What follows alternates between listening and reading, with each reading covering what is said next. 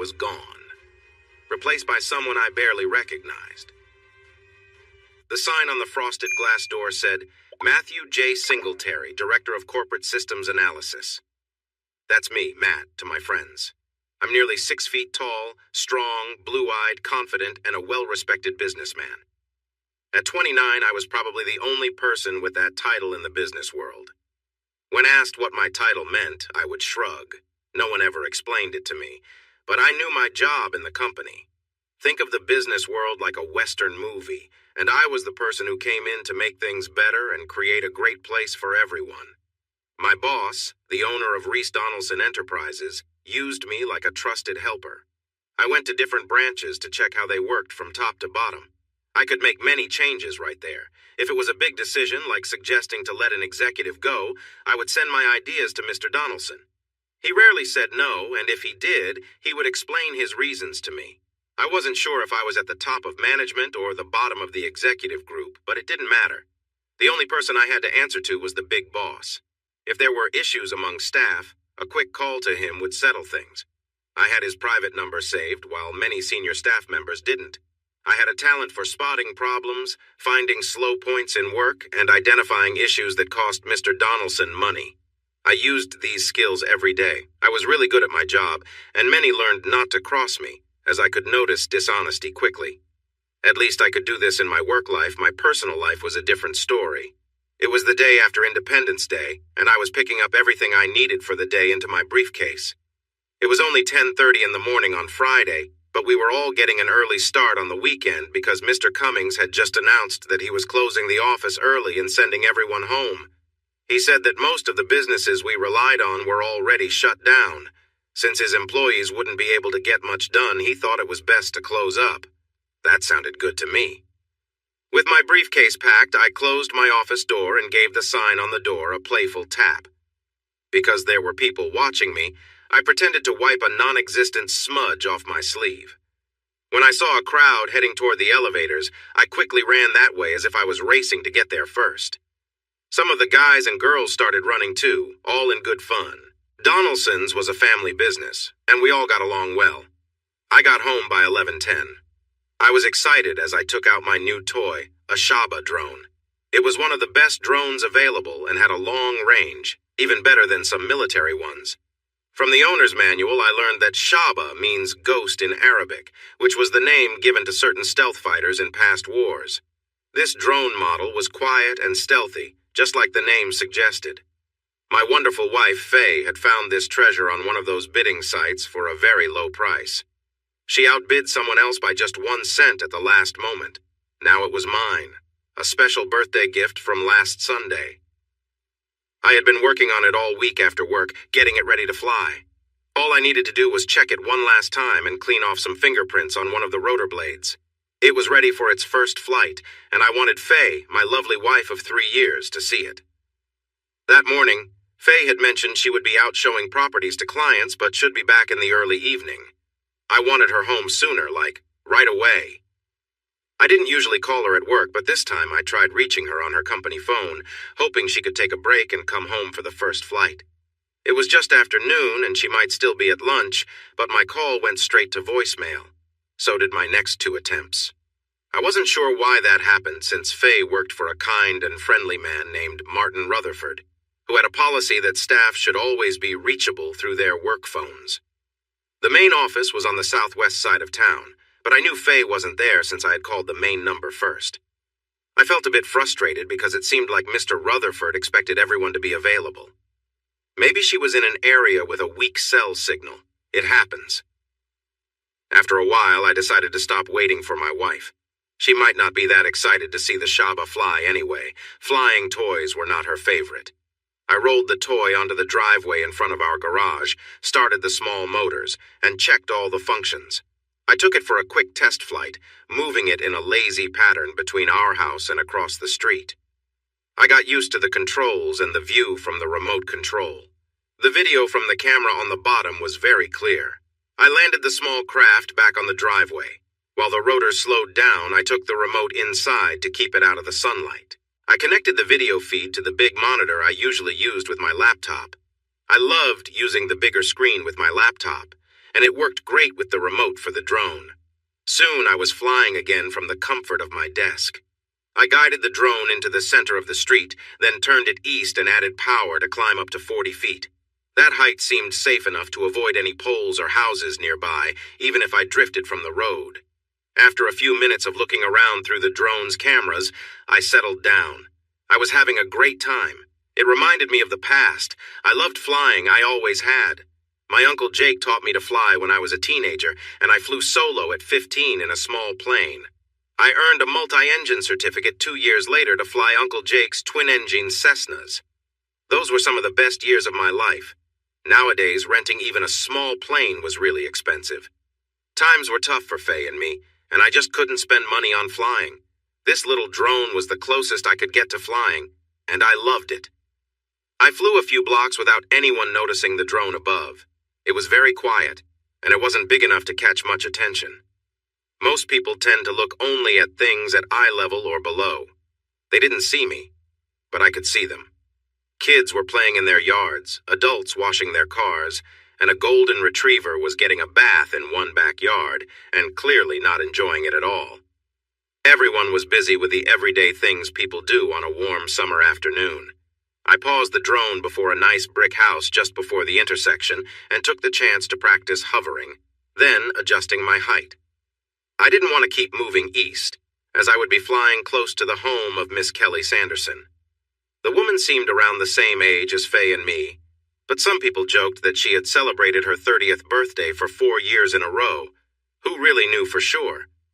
What we did know was that she had recently gone through her 3rd divorce and was looking for a new partner, whether for something serious or just a casual connection, whichever came first. Kelly was known for being flirtatious. Everyone said that she followed through on her playful offers. In fact, last summer, her sister joked that Kelly would flirt with anyone, even something as strange as a fence post, if it promised her a nice dinner and drinks. I was the only guy who overheard that through an open kitchen window, and I quickly moved away. I didn't want to get involved further. Unfortunately, I did know that Kelly didn't seem to mind if the person she was flirting with was married or single. Kelly Sanderson made me uneasy. I made a quick left turn and started heading back west, speeding up a bit. No one seemed to notice the flying drone, even with the sound of it zooming by. I guided the Shaba west, crossing several streets until I reached the edge of our neighborhood and slowed down to a quieter pace. All the homes in our area looked quite similar. They shared a lot of the same design, with spacious yards, 2-car garages, and open layouts. The western side was known as the George Orwell neighborhood. These homes were slightly nicer than others, with 3 or 4-car garages and nice swimming pools in the backyards. I reached the cul-de-sac where the nicest houses in this part of the suburb were located. Beyond that was just open land, and I wanted to bring the drone back home to check on everything, see how long it would take to recharge after flying for so long, and a million other small tasks. I started to turn the drone around to bring it home. As it turned left and steadied on an easterly path, I caught a hint of color out of the corner of my eye, right in front of Taylor Henning's garage. I hesitated, feeling a frown forming on my face. I turned the drone back toward that flash of color because it reminded me of my wife's Lexus, the one we had bought a few months ago so Faye could impress potential home buyers. There was no good reason for my wife's car to be in this part of the neighborhood, especially not at the Hennings' house. But there it was. I recognized the car right away. It was my wife Faye's. Even before I got close enough to read the license plate, I knew. I zoomed in with my camera just to confirm, and sure enough, it was her Lexus. "What?" I muttered, feeling a pit grow in my stomach. Something wasn't right, and I had a sinking feeling that I wouldn't like whatever was going on. Movement caught my eye in the Hennings' backyard. Guiding my drone, I descended carefully, making sure to avoid any obstacles as I moved in closer. As the drone hovered above, I could see Faye down there by the pool with Taylor Hennings and his wife, Brianna. They seemed to be enjoying the warm summer day lying by the poolside. But there was something about the scene that hit me hard. The situation felt wrong, like a punch in the gut, and the sense of betrayal began to weigh on me. I took a deep breath, trying to get control of myself. The hurt was raw and my emotions churned inside me. After a few minutes, though, I managed to calm myself a little, just enough to watch without letting the anger take over. Surprisingly, I found myself detaching, like it was just some scene in a movie that didn't mean much. I didn't know how, but as time went on, I felt less of the pain, almost as if my mind was creating a barrier between me and the hurt. It was strange, but gave me a little relief, at least for the moment. Taylor didn't seem like much of a catch. He was starting to develop a noticeable belly, and I couldn't understand why Faye would choose him if she wanted to be with someone else. Brianna was different. She was fit and short, with brown hair and a pleasant face. She had a curvy figure. I didn't even know Faye was interested in women. It felt like I was kept in the dark, but I figured if she was curious, Brianna might have caught her eye. I could feel anger rising inside me. I let it build up as a way to cope with the pain. Feeling angry helped me process my feelings and think clearly. I was filled with rage. I couldn't understand why Faye would want to be with someone else when I thought our marriage was solid. I was 29 and Faye was 27. We had been together for almost 5 years, dating for one, being exclusive for another, and then getting married. Our 3rd anniversary had just passed. I believed our marriage was healthy. We spent time together and were intimate several times a week. There hadn't been any major arguments. I thought our connection was strong and didn't see why this was happening. My jaw was set tight as I tried to calm my racing thoughts. I needed to make a decision, and it was time to do so. I realized it was time to move forward, both literally and emotionally. There was no justification for my wife betraying me like this. If there was no force involved, I couldn't see a path to forgiving either her or Taylor. I thought it over, testing my resolve. Nothing convinced me that our marriage was still intact. Taking a deep breath, I decided to take the first step toward a new chapter in my life. I needed to let them know that their actions had consequences. I made sure everything was recorded from the drone's video feed, in vivid color and clear detail. I had it set up for slow motion and high-quality still images, gathering everything I might need for a divorce. I wasn't naive.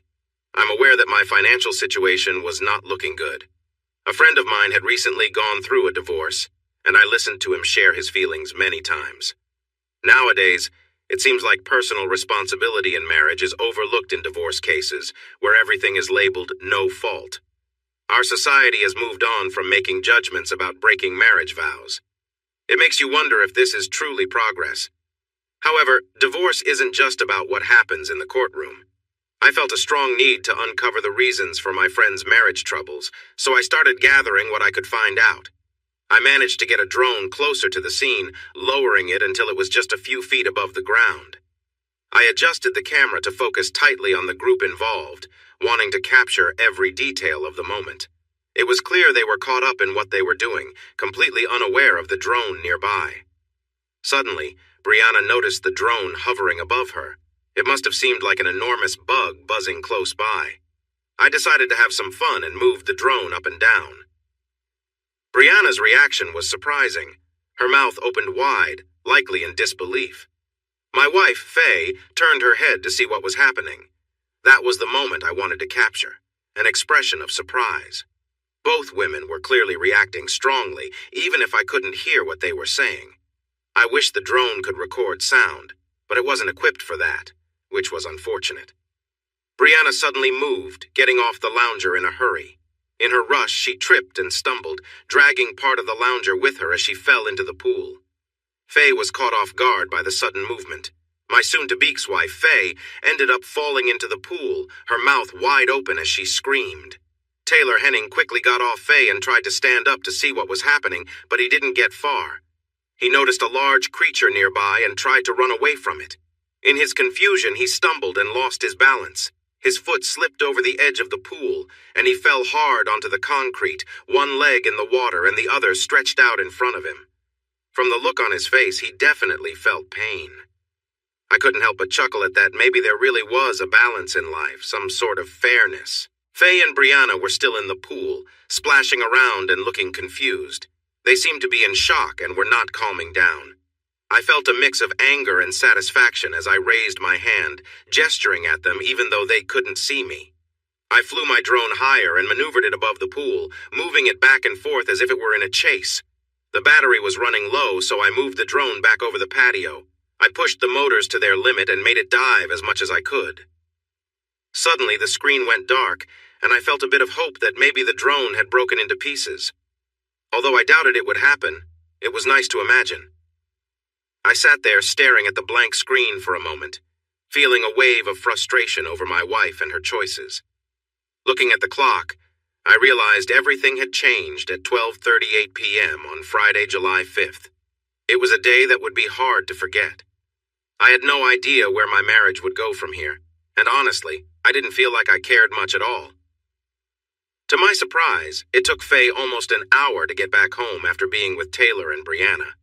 We had shared this house for the last 18 months since we bought it together. I remembered how hard we had worked to save enough money for the down payment on our house. The mortgage payments were tough, but Faye really wanted it to show that we were moving up in our community. She was so happy when we moved in, and I was glad we had made that decision. Then Faye wanted a new car to drive around potential buyers, a $60,000 car. Looking back, Faye got the home she dreamed of, and I settled for an unreliable desktop computer until my company gave me a laptop. Faye got a fancy new car, while I had an old toy that someone else no longer wanted. Now, Faye was able to explore her own interests, and I was left at home wondering what had gone wrong in my life. As I waited for her, I went over the video I had made with the three of them. I even found time to create a highlight video, thinking it might be useful someday. Faye stormed in looking furious. Her hair was still wet and hanging in her face. She wore the business suit she'd had on earlier, but it was damp in several spots.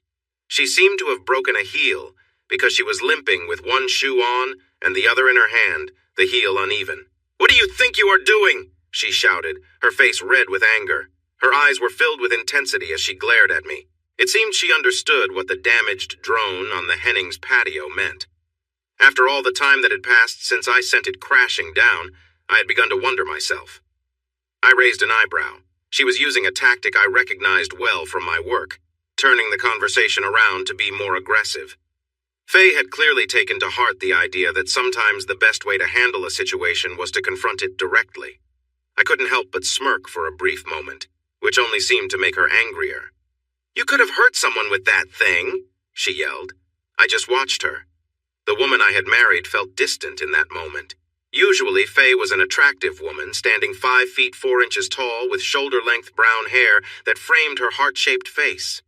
I had fallen for her cute features and her charm all those years ago. But now the person yelling at me felt like a different person entirely. "What is wrong with you?" she screeched. I wasn't sure what I had expected from her, maybe a little understanding or a bit of regret. But I got nothing of the sort. I could fight back too, though. "You're being unreasonable," I shouted. "I'm just under 6 feet tall and I have a strong voice that carries well." She heard me loud and clear. It definitely caught her attention.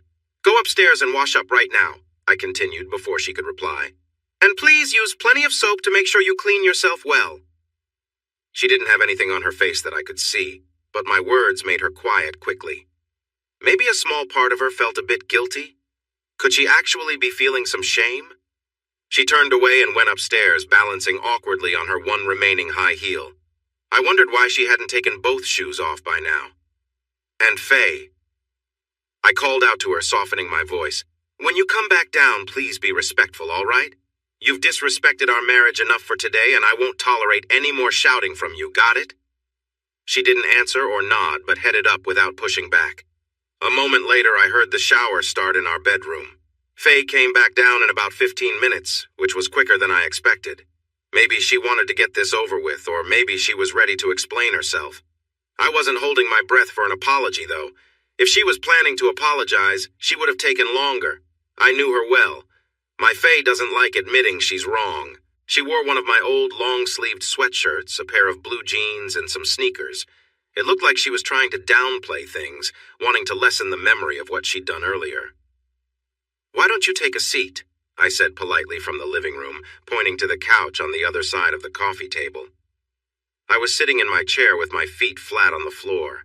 She took off her sneakers in front of the couch, sat down, and tucked her feet underneath her. She opened her mouth to speak, but I stopped her. "I'd like to understand a few things, if that's okay," I told her. "First off, why did you suddenly decide to act out in such a way?" Faye leaned back into the cushion, surprised. "Excuse me?" I added quickly. "I kind of lost my cool for a moment there. I'll try to keep my voice down." I took a deep breath and let it out slowly. "If you could please help me out," I said in a very polite way. "Could you tell me why you decided to end our marriage by being with someone else, 2 others, actually? And how long has this been happening, if you don't mind sharing?" "Matt, I'm really sorry you had to see that at the Hennings," Faye said calmly. "I picked up on that. People in my job often choose their words carefully." "You're saying you're sorry I saw it," I replied sharply. "But you're not sorry you did it, is that right?" I interrupted. Faye's expression tightened. "Honey," she said, avoiding my question. She returned to her earlier point. "This doesn't have to be the end. We can get through this and even improve things. I should have talked to you sooner. I realize that now." She leaned forward on the couch.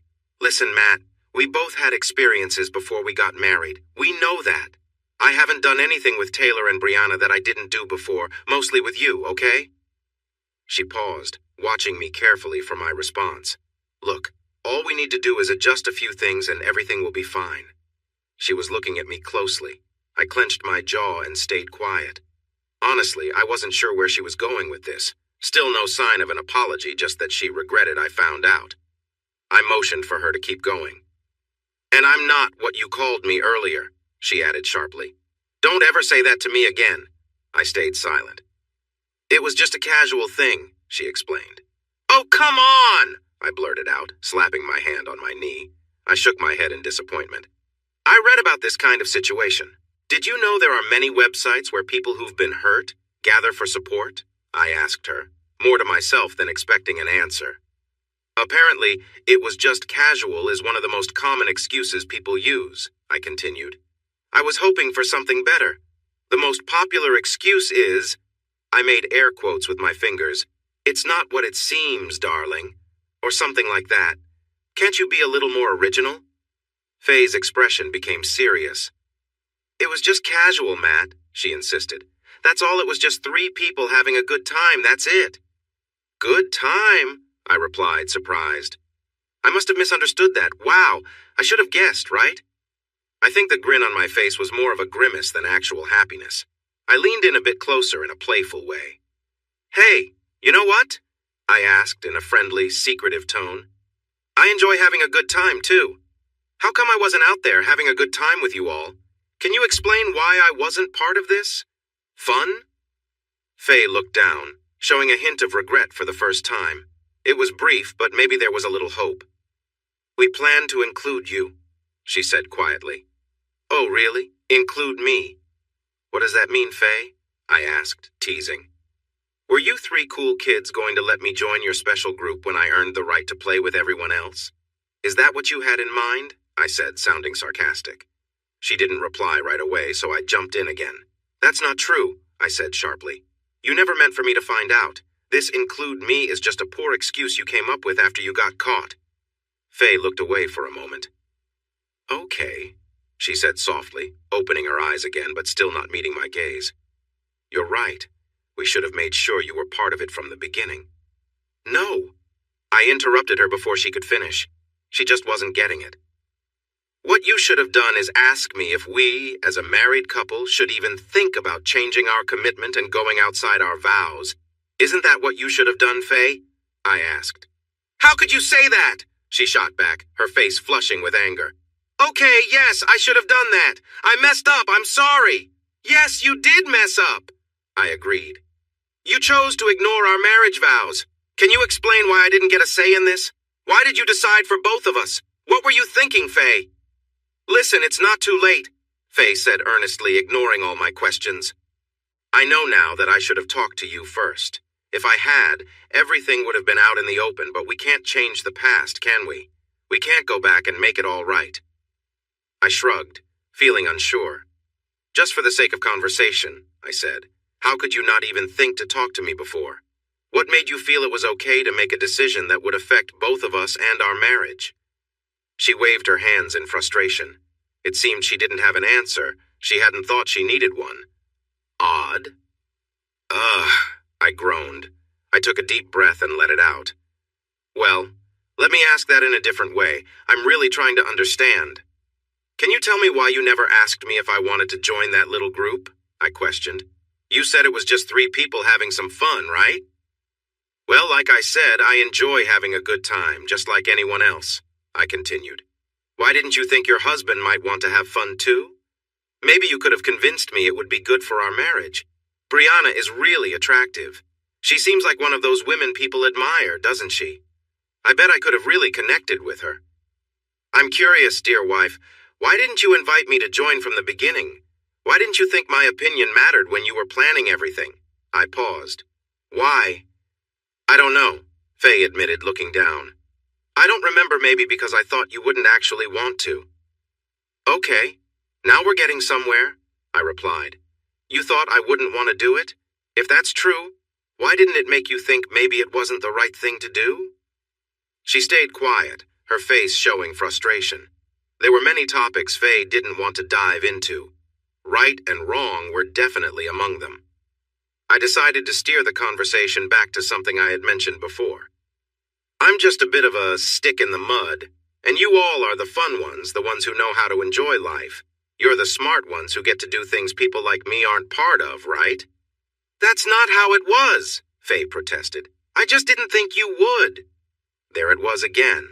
I wondered how to make her understand. Okay, so you didn't think I would want to join in, I said slowly.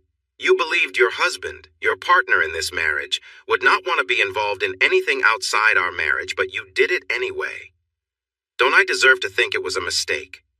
Tell me, how did you decide ignoring my feelings was okay?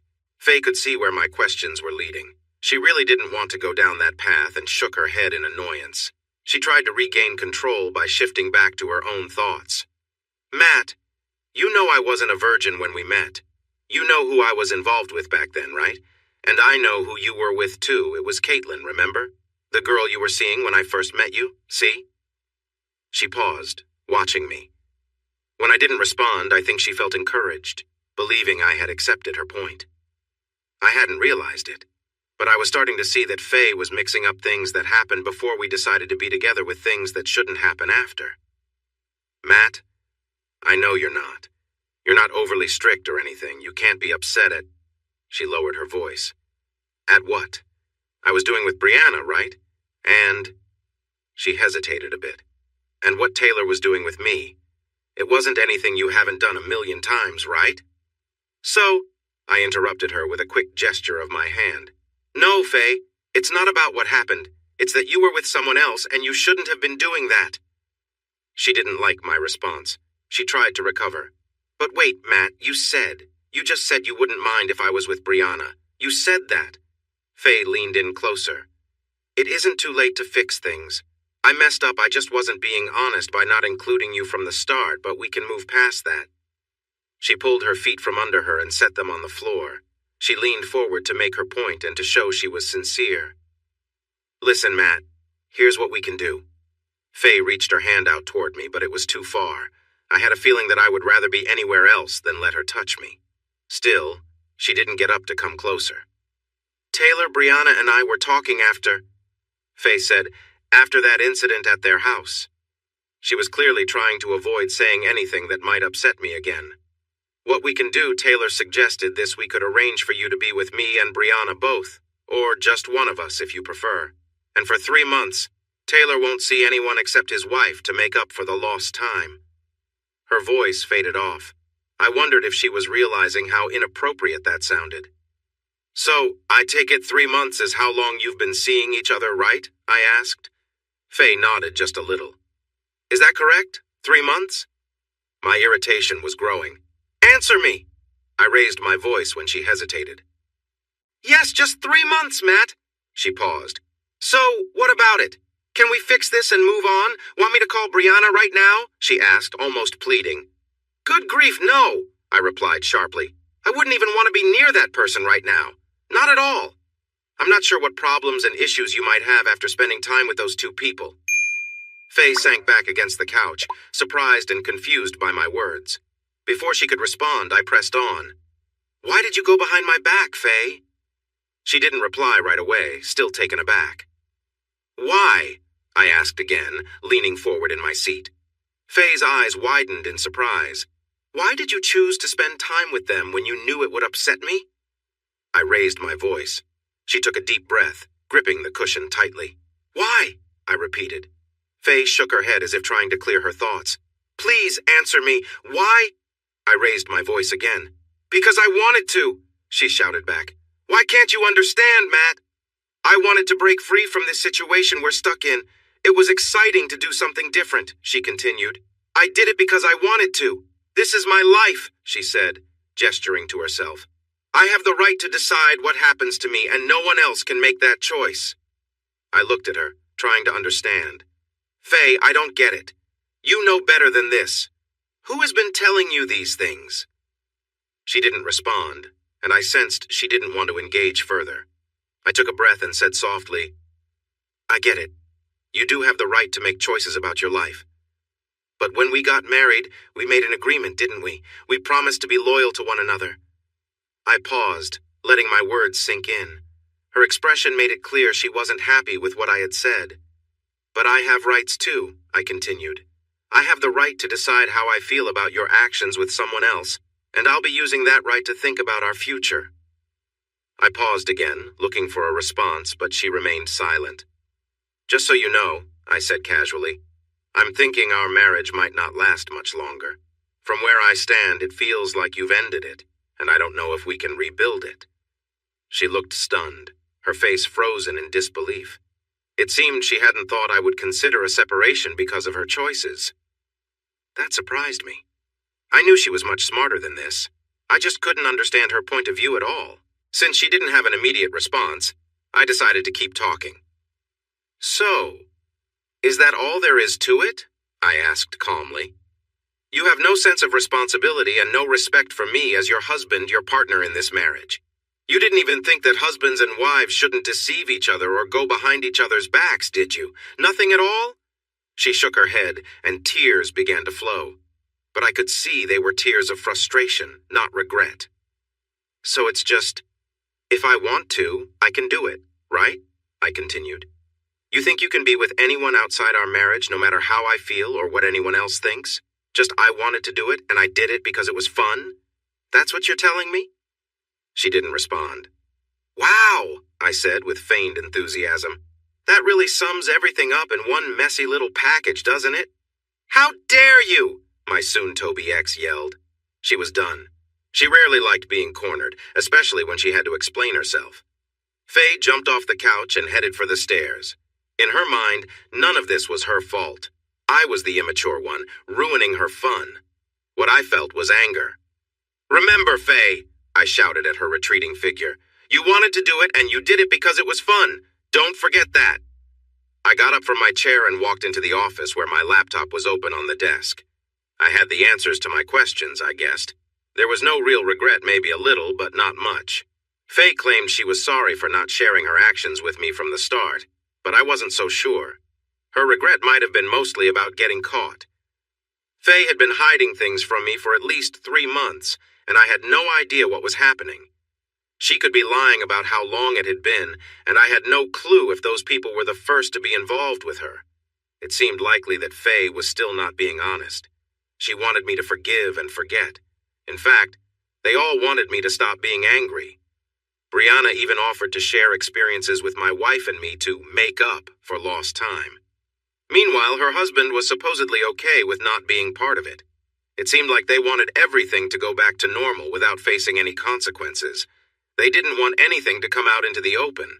They all knew, even if they hadn't talked about it, that their family and most of their friends wouldn't agree with what they were doing. They wanted to keep it a secret, but because of that, I felt like I had to let it be known. I hadn't been completely honest with Faye. I hadn't shared something else I found on those websites where people offer support to those who have been hurt by cheating.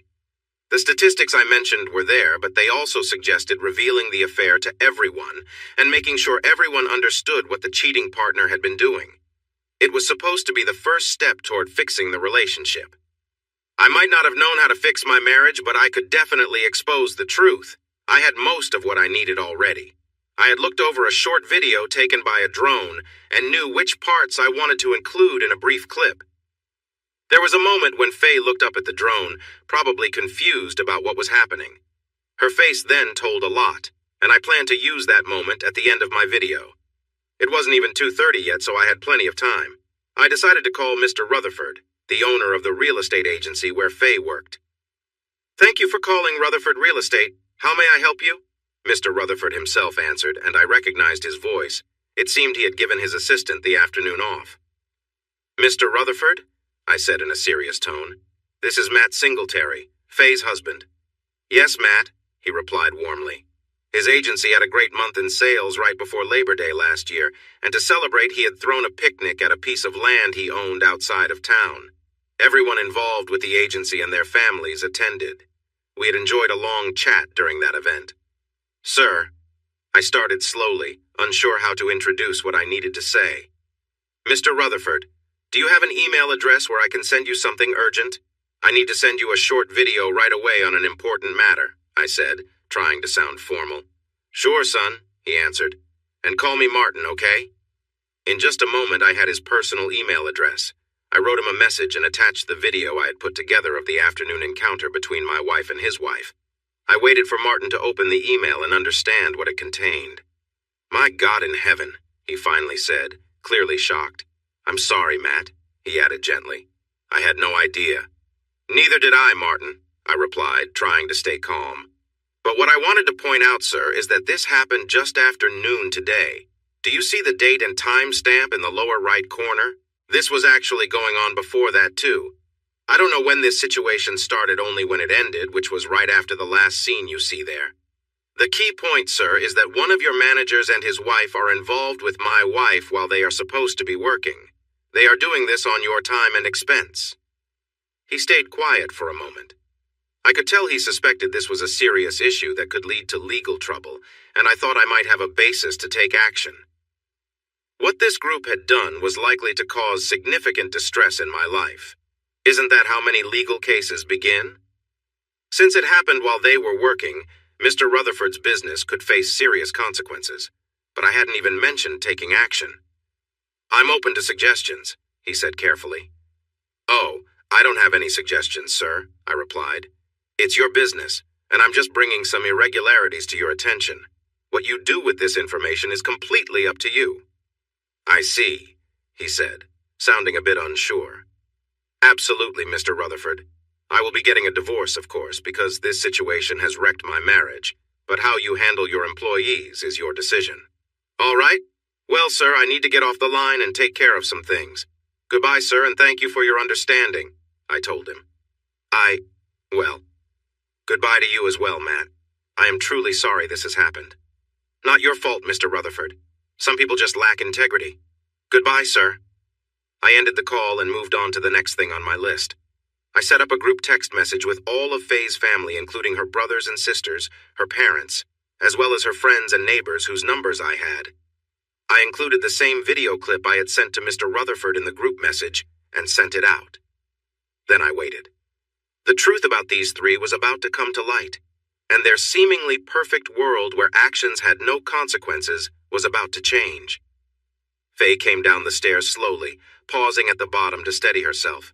I sensed she wanted to try to convince me to change my mind. "Honey," she started, "you're making too much of this, baby. Look, we're all adults. A little mistake isn't going to ruin our marriage. I love you, and you know that, right? I would never do anything to hurt you on purpose, dear. I got things mixed up. I understand now that I should have talked to you from the start. I'm truly sorry, and I want to make things right with you in every way I can." I sat back in my chair and waited. I wasn't really listening to her words.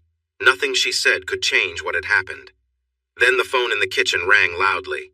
Annoyed, Faye glanced over at it but didn't go to answer. "I think you should take that," I said without much feeling. "It's probably for you." Faye moved to the kitchen doorway, picked up the phone, and put it to her ear. "Oh, hi, Dad. I can't talk right now. Can I call you back?" I expected Mr. Rutherford to be the first caller, but her father was quicker. I could hear him yelling even from here. "What are you doing, Faye? What's this video of you with that person out in public?" It wasn't actually a video, but Faye's father was from a different time. Faye turned and looked at me, shocked. She seemed frozen, not even breathing for a moment. It felt like her world was crumbling around her. "Remember what you said, Faye?" I asked, just loud enough for her to hear. "You did what you did because you could and because it was fun, right?" She stared at me in silence. She was hearing her father's angry voice, but I don't think she understood anything he said. "Well, dear," I said, "I did what you said. I did it because I could, and let me tell you, it was quite a thrill." I said that last part just to be harsh, as I wasn't feeling very kind. Suddenly, the phone from Mr. Rutherford's office started playing a tune and bounced on the coffee table where it had been left. I picked it up, pressed the accept button, and walked it over to her. "Here, this is for you," I said. She took it slowly while her father was still shouting at her through the phone she held in her other hand. Mr. Rutherford was also very upset. Even though Faye didn't have the phone on speaker, I could hear him loud and clear. In a few sharp words, he told her she was fired right then and there, and so was the other person involved. He added that if Faye wanted to collect her last paycheck and things from work, she had better hurry up. She needed to be at the office in 30 minutes, or the doors would be locked and she would not be allowed inside again. He would send everything to her by mail. I turned and stepped out the front door to back my 12-year-old Land Rover up to the porch. I was going to load a lot of my things into it soon, and I wanted to make the distance as short as possible. I didn't mind the marks the big tires would leave in the grass between the driveway and the porch. I didn't live here anymore, so the lawn was no longer my concern. A couple of minutes later, Faye ran out of the front door shouting, "You jerk!" loudly. She repeated it several times before getting into her car, starting it, and driving away fast. I scoffed. My parents had been married for 3 years before I was born, so I definitely was not a jerk. But I really didn't care about her opinions anymore. My phone beeped a few times in quick succession. Because I had sent the video to many people in a group message, their replies were coming in fast. A quick look at some of the texts showed that Faye was getting a lot of criticism from her brother, sisters, and other relatives, friends, and neighbors. I packed up all my clothes and some personal items. They made a small pile that fit easily in the Land Rover. On my last trip through the house to check for anything I might have missed, I put on a holster, checked the .45 caliber Glock Model 38 I usually carried, and tucked it under my shirt. The house now felt unwelcoming. I would carry from now on. When I was done, I called my mom and dad and shared a brief version of what had happened that afternoon. I asked if I could stay with them for a while. Their only question was whether I would arrive in time for dinner or if they should keep something warm in the oven. It felt good to know there was someone I could rely on in the world. Looking back at that day and the week that followed, I was surprised by how quickly things escalated. Cocked pistol, indeed. That's what the armed forces call high-alert operations. With Faye showing no regret, thinking about working on the marriage didn't even slow me down on my decision. It wasn't even a thought on my mind. I didn't spend time debating what I needed to do. Being able to solve problems quickly was one of my most valuable skills at the firm where I worked. Where some people wanted to discuss everything endlessly and think about every possible outcome, I preferred to make decisions and act on them. Most of the time, what I chose turned out well. Sometimes, looking back, I could see I hadn't chosen the best option, but I always felt my choices were better than wasting time. It saved our company both time and money that could have been lost while searching for the perfect answer. Faye thought I was blowing things out of proportion. She believed she could make decisions about our marriage without considering my feelings or how it would affect us. That wasn't fair. I didn't hesitate to choose a path. I followed my instincts. Whether it was right or wrong, I acted on what felt appropriate for me. I heard the saying that there's a thin line between love and hate, and perhaps that's true. I was shocked to see that my love for Faye had dimmed significantly by the end of our talk. Any remaining kindness I felt faded quickly in the days that followed. I remembered loving her, but that feeling was like a sound echoing through mountains. It begins strong, but as it bounces off the rocky slopes, it becomes softer until it disappears entirely. I decided that the best solution was to get a divorce. I wanted to escape the burden of the large house we had bought together, along with Faye's costly car, so we could live our separate lives. My main goal was to ensure we both kept our credit ratings as good as possible. A couple of weeks after I shared my concerns, I called Faye's dad, who was still angry with both of us for what he called my showing off. Eventually, I managed to calm him down and talk about what would be best for Faye and me as individuals. He understood why I didn't want to try to save the marriage, even if Faye was willing. It made sense to sell the house quickly. I could have kept up with the mortgage by living on very little, but I wasn't interested in doing that.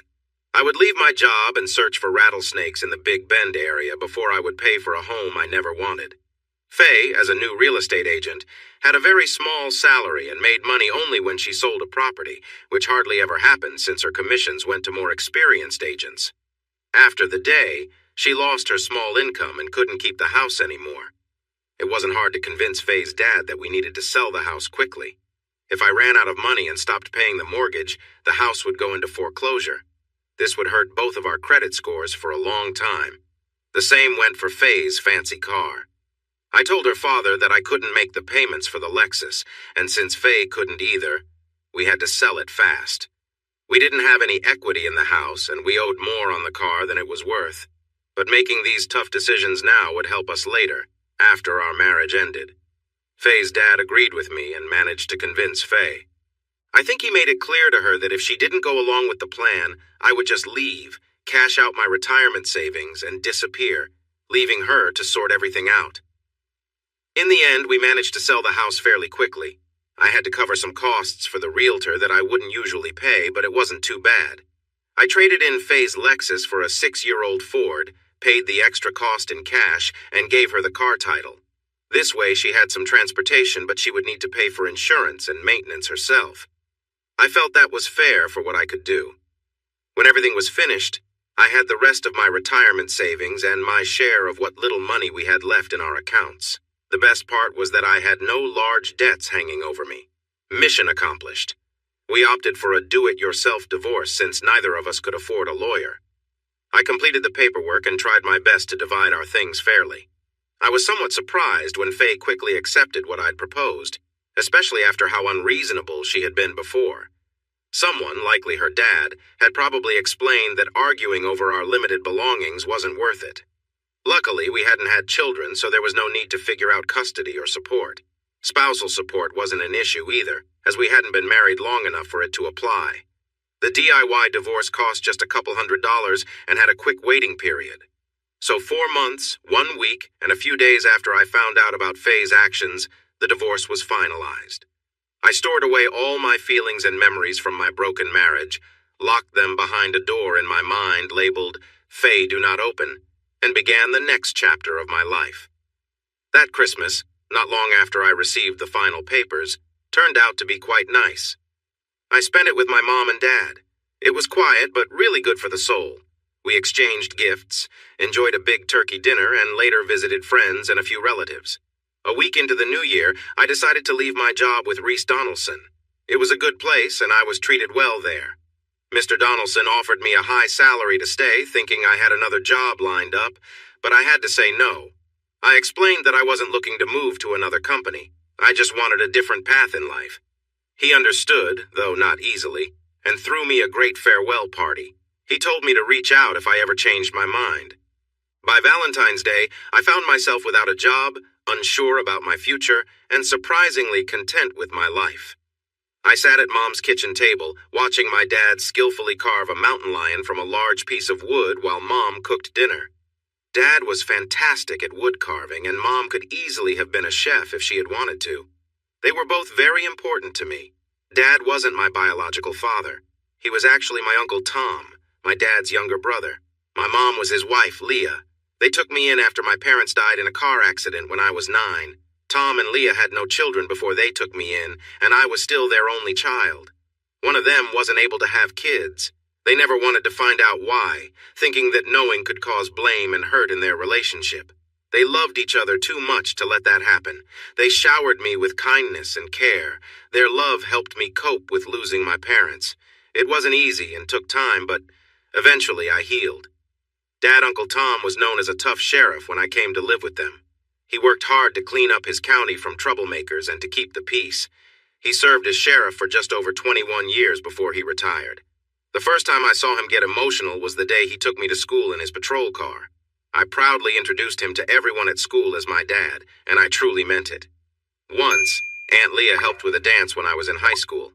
I made sure to let everyone know I was going to ask my mom to dance before even thinking about asking any of the girls. The girls and teachers thought it was very sweet. To me, it was just a way to show everyone how much I cared about my mom. One evening, when I asked them if they would adopt me, they held each other and cried. Seeing them like that made me cry too. We were really close, and I only thought of them as Mom and Dad. "What we are doing is giving you your inheritance now," Dad said. "Instead of waiting for us to pass away many years from now, you will get it while you are still young enough to use it." He was talking about giving me the ranch. Mom and Dad decided that at their ages of 53 and 51, they wanted to buy a big RV and travel around the country. They already had it and a small car to pull behind it for getting around wherever they parked. They had a plan to visit Glacier National Park first, then the Grand Canyon, and they had a list of other places they wanted to explore. "But Dad," I replied softly, "it's too much. I understand you want to travel, but you need a place to call home, a place to relax when you're tired of being on the road all the time." "Yes, we know that, son. That's why we bought a house in the northern part of the city. It will always be there when we need it. And just between us three, your mom and I, well, we don't really want this place anymore. We never intended to farm or raise animals. We fell into it when I retired from my job. This was just a place to come after I put down my badge, and somehow we never left. Now's our chance, you see?" "Oh, I get it." I pretended to be offended. "You don't want it anymore, so I get the ranch, and I'm stuck here, is that it?" "Nope," Dad said calmly.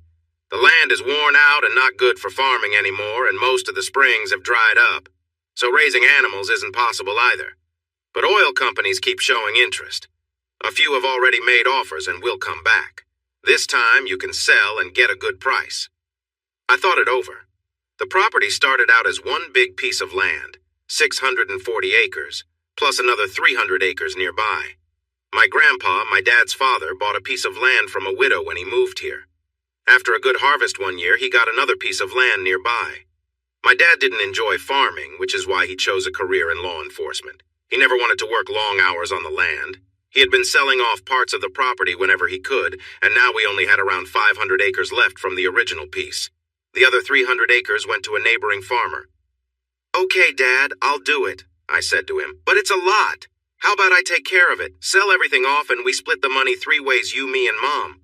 What do you think?" "How about an 8,020 split, and you update us with emails twice a week and call every Sunday?" my mom chimed in. She walked over from the stove, looking at me seriously. I was balancing on the back 2 legs of my chair, leaning against the wall. She wrapped her arms around my head and kissed my forehead. "We love you, son," she said softly. "Please let us help with this." I looked at Dad. He was back to his carving and didn't notice me. He didn't even respond. He didn't need to. My mom was in charge of the discussion now, and Dad knew I couldn't say no to her. I tried to negotiate a bit. "How about a 5,050 split? I can text you and email often and call on Sundays, holidays, and birthdays too," I suggested. "Deal," Mom agreed right away. "Now put that chair down on all 4 legs and go get ready for dinner," she instructed. She glanced at my dad. "Tom." Dad had already picked up his carving tools and was heading out to the garage where he kept his things. I hurried to wash up and help Mom set the table. That's how it was in early April, the year after I found out about Faye. I stood on the front porch of my parents' old home and watched them drive their new RV slowly up the gravel road toward the highway 3 miles away. The long vehicle had all kinds of comforts inside, including a shower and a queen-sized bed. They were towing a small vehicle behind so they could park the RV and explore local sites, towns, or whatever they felt like doing each day. When they reached the top of the hill a mile away and disappeared down the other side, I sighed and went back inside my house, which didn't feel like home anymore. From the outside, it looked like a typical worn-out farmhouse built around 1930. With his experience in law enforcement, Dad wanted to make sure our home was safe from any troublemakers. Inside, the house had everything we needed. The living room featured a large TV, and Dad had installed a top-off-the-line sound system. The furniture was big, soft, and inviting. The rest of the house was just as cozy. At the back of the house, Dad built a spacious wooden deck with a grill and smoker made from local stone since he and Mom loved to barbecue. We also had a nice pool that was big enough for diving and for Mom to swim laps. Mom used to be on the swim team in high school and still enjoyed swimming for exercise. A few days after they left, I finished counting everything in the house, including the farm tools and the animals. I had 14 horses, 23 buffalo, and 47 longhorn cattle. Grandpa once dreamed of creating a nature park. I also had to deal with everything in both barns on the property. I started selling off as much as I could, but I kept the house furniture. The first item I sold was a big John Deere tractor, which I parked by the gate along the highway. I got a pretty good price for it, which was a win for both me and the farmer who bought it. I thought I could sell the rest in a similar way, and it worked out well. The road was busy with folks who farmed or ranched for a living, and if they didn't want something, they knew someone who did. Before long, the farm equipment was selling quickly. In May, on a Friday, I received a call on the house phone. At first, I thought it might be Mom since it was her turn to call. "Howdy! How y'all doing?" I said cheerfully. "Good afternoon, is this Mr. Singletary?" It wasn't Mom, and I didn't like the way the young woman spoke to me, as if she was doing me a favor. I remembered a trick Dad would use when he was working as a sheriff. He would pretend to have a strong accent and act a bit silly to catch tough suspects off guard. They usually didn't notice until it was too late. "Yes, I said in a slow drawl. "This here's Matt Singletary, his own self. Please hold for Mr. Wingate." The line went silent, so I hung up. A few minutes later, the phone rang again. "Mr. Singletary?" the same woman asked, sounding a bit annoyed. "Yep, I surely am," I replied. "Are you still in contact with that guy, Winslate?" I asked, pretending to be curious. No, Mr. Singletary, I wanted you to hold on. Not. Oh, I'm really sorry, but I can't do that. I only keep close to women. I just don't think it's right for a man to be holding on to another man, you know." There was a moment of silence, followed by the sound of a surprised breath taken in, and then let out by the young woman. "Ah, no, sir. What I meant to ask if you could wait just a minute so I could get Mr. Wingate, on the phone. Would you mind doing that?" "Oh, sure. Yes, ma'am, I can do that. How far do you have to go to reach him?" I asked with interest. "He'll be with you shortly," she replied, avoiding my question. I wasn't sure if she was about to laugh or if she was holding back frustration. Either way, she sounded much more relaxed now. It actually took longer than shortly. I figured she was probably explaining our earlier conversation to Mr. Wingate so he would understand what was going on. "Good afternoon, Mr. Singletary. I'm George Wingate with Christopher Stamp and Presley. How are you today, sir?" "I'm doing just fine. Really good," I told him. "And how are Christy, Bump, and Elvis doing?" I thought I heard a soft laugh from a woman on the line, but I wasn't sure. "Ah, we are all doing very well. Thank you for asking, Tom. May I call you Tom?" "Well, sir, I guess you can if you want," I replied. "But my real name's Matt, so I don't know why you'd want to call me Tom. Actually, it's Matthew. That's my given name. But folks call me Matt. My friends do anyway." "Ah, okay," Mr. Wingate said. "Can I please speak to Tom? Please." "No," I answered firmly. There was a pause. "May I ask why not?" Wingate asked. I could tell he was a bit annoyed. "He's not here," I replied. There was another silence. Before Mr. Wingate could say anything else, I decided I had taken this short answer thing as far as I could. Honestly, I was starting to feel a bit bored with it. "My dad gave me the whole ranch, signed it right over to me, and then he left for a trip who knows where. He and my mom both. Do you want me to pass along a message when I hear from them?" "Well, no. It sounds like you might be the person we need to speak to. Your father transferred the title to you, did he?" I hadn't used Dad at any point, so I knew he was trying to get under my skin. I couldn't help but smile. "Yes, sir, he sure did," I told the pretentious Mr. Wingate. "Wingate." "Yes, well, Matt," he continued, "a team from SunCloud Petroleum was near your land a few days ago. They noticed you are selling some of your farming equipment, and we were wondering if—" "Oh, I'm really sorry, but the John Deere is already sold to Mr. Jenkins down by Whisper Lake," I interrupted. "Same goes for the hay baler and the big plow, but I have a bunch of other things I could sell you if you're interested." "No," Wingate interrupted me firmly. He paused for a moment. "Matt, we were actually hoping to set up a meeting with you to talk about selling your ranch. That's what you are doing, right? We represent SunCloud, and I assure you we would offer a very fair price for your land. Can we offer you a round-trip ticket to Oklahoma City from your nearest airport? We can discuss everything in detail then. Why would I want to go to Oklahoma City? I asked, feeling confused. Well, that's where SunCloud and our office are based, Mr. Singletary. Oh, really? I laughed. You had me worried for a second, I told him. But I can't fly on those airplanes. I get really sick if I try, I explained. Why don't you and whoever else you want to bring just come over to my house whenever it works for you? After he thought about it for a bit, I guess he started looking at his schedule. Maybe he had the young woman I spoke to earlier check other dates too. I wasn't sure, but there was a long pause. Eventually, he returned and we agreed that the following Thursday would work for them to come over and meet with me. I'm sure it was so they could easily persuade me. I had a feeling his idea of a fair price was one that would favor him and the oil company. I took a break before calling my lawyer, who specialized in selling big properties. He was knowledgeable about land and mineral rights, and I already had him on retainer and ready to help. In the middle of June, we had our third meeting with Mr. Wingate and several lawyers from the law firm representing SunCloud Petroleum. Sitting next to me was my lawyer, along with several other attorneys who were listening through his laptop's camera. I never saw them, but they could hear everything. They only spoke to my lawyer through a small earpiece. I almost introduced my lawyer as Jed Clampett to the people Wingate brought with him, but I thought that might be a little too much. I held back from calling the swimming pool the cement pond, even though I was really tempted to do so. I didn't want to give away my thoughts, and even someone as clueless as Wingate might notice. The meeting was going well from my perspective. Wingate's law firm, representing SunCloud Petroleum, had made better offers during our previous meetings and calls. In their last conversation, they had presented an offer that made Carl Patterson, my lawyer, smile with satisfaction. Carl seemed ready to play a character and was a little disappointed when I refused to go along. But that was fine. Carl believed the amount they were willing to put in my bank was about as high as it would get. I agreed, and we arranged this final meeting to sign the papers.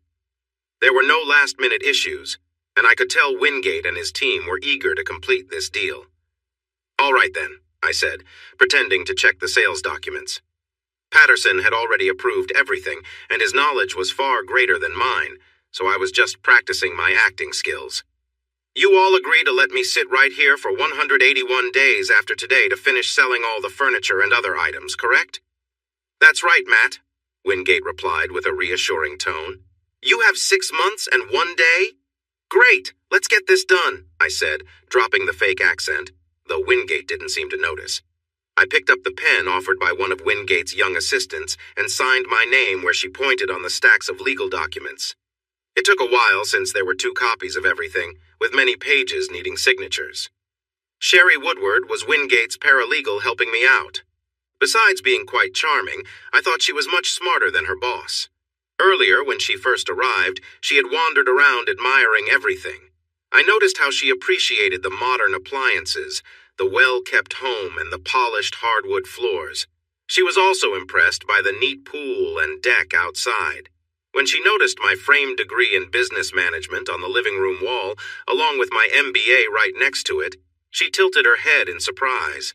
None of this fit the image of a simple-minded person that I was trying to project to Mr. Wingate. She stepped away from the kitchen door leading to the pool, just as she seemed ready to share a thought or two with Wingate, when he suddenly directed her to grab something from his briefcase in the SUV. I couldn't hear what was said, but she was told to bring it to him right away. He had spoken with a lot of arrogance, using words that I'm sure would not have sat well with me if he had used them on me. When she returned, Miss Woodward did not whisper anything in Wingate's ear. Sherry Woodward was standing close to me, leaning slightly to help me turn the pages and point out where I needed to sign. Up close, she was even more charming than from a distance. I noticed she was quite slender and looked great in her outfit. She smelled nice, too. I didn't mind her being so close. It felt comfortable. When I reached the last signature, I looked up at her and winked. Wingate and his colleagues were too far away to notice. Sherry had to hold back a laugh with a pretend cough, covering her mouth with her hand. It was all finished. I returned the pen to her and gave my copy of the documents to my lawyer. Then I waited. We had arranged with Wingate's group to transfer the money to my bank as soon as I signed everything. This was unusual, but since I wasn't very experienced with business matters, they agreed. I had also set things up with my bank to handle the money quickly after it arrived. I suspected Wingate might not be very trustworthy. My lawyer turned his laptop around for me to enter my password and hit the enter key. The funds from Wingate's team were quickly sent to another account, and the original account was closed. Maybe I was being too cautious. Maybe they wouldn't try to reclaim the money just because one of their own felt a little embarrassed. But sometimes, caution is wise. You never know when someone might not have good intentions. Well, it's been interesting working with you, Mr. Wingate, I said, thinking of him as old numbnuts. I extended my hand as I stood up.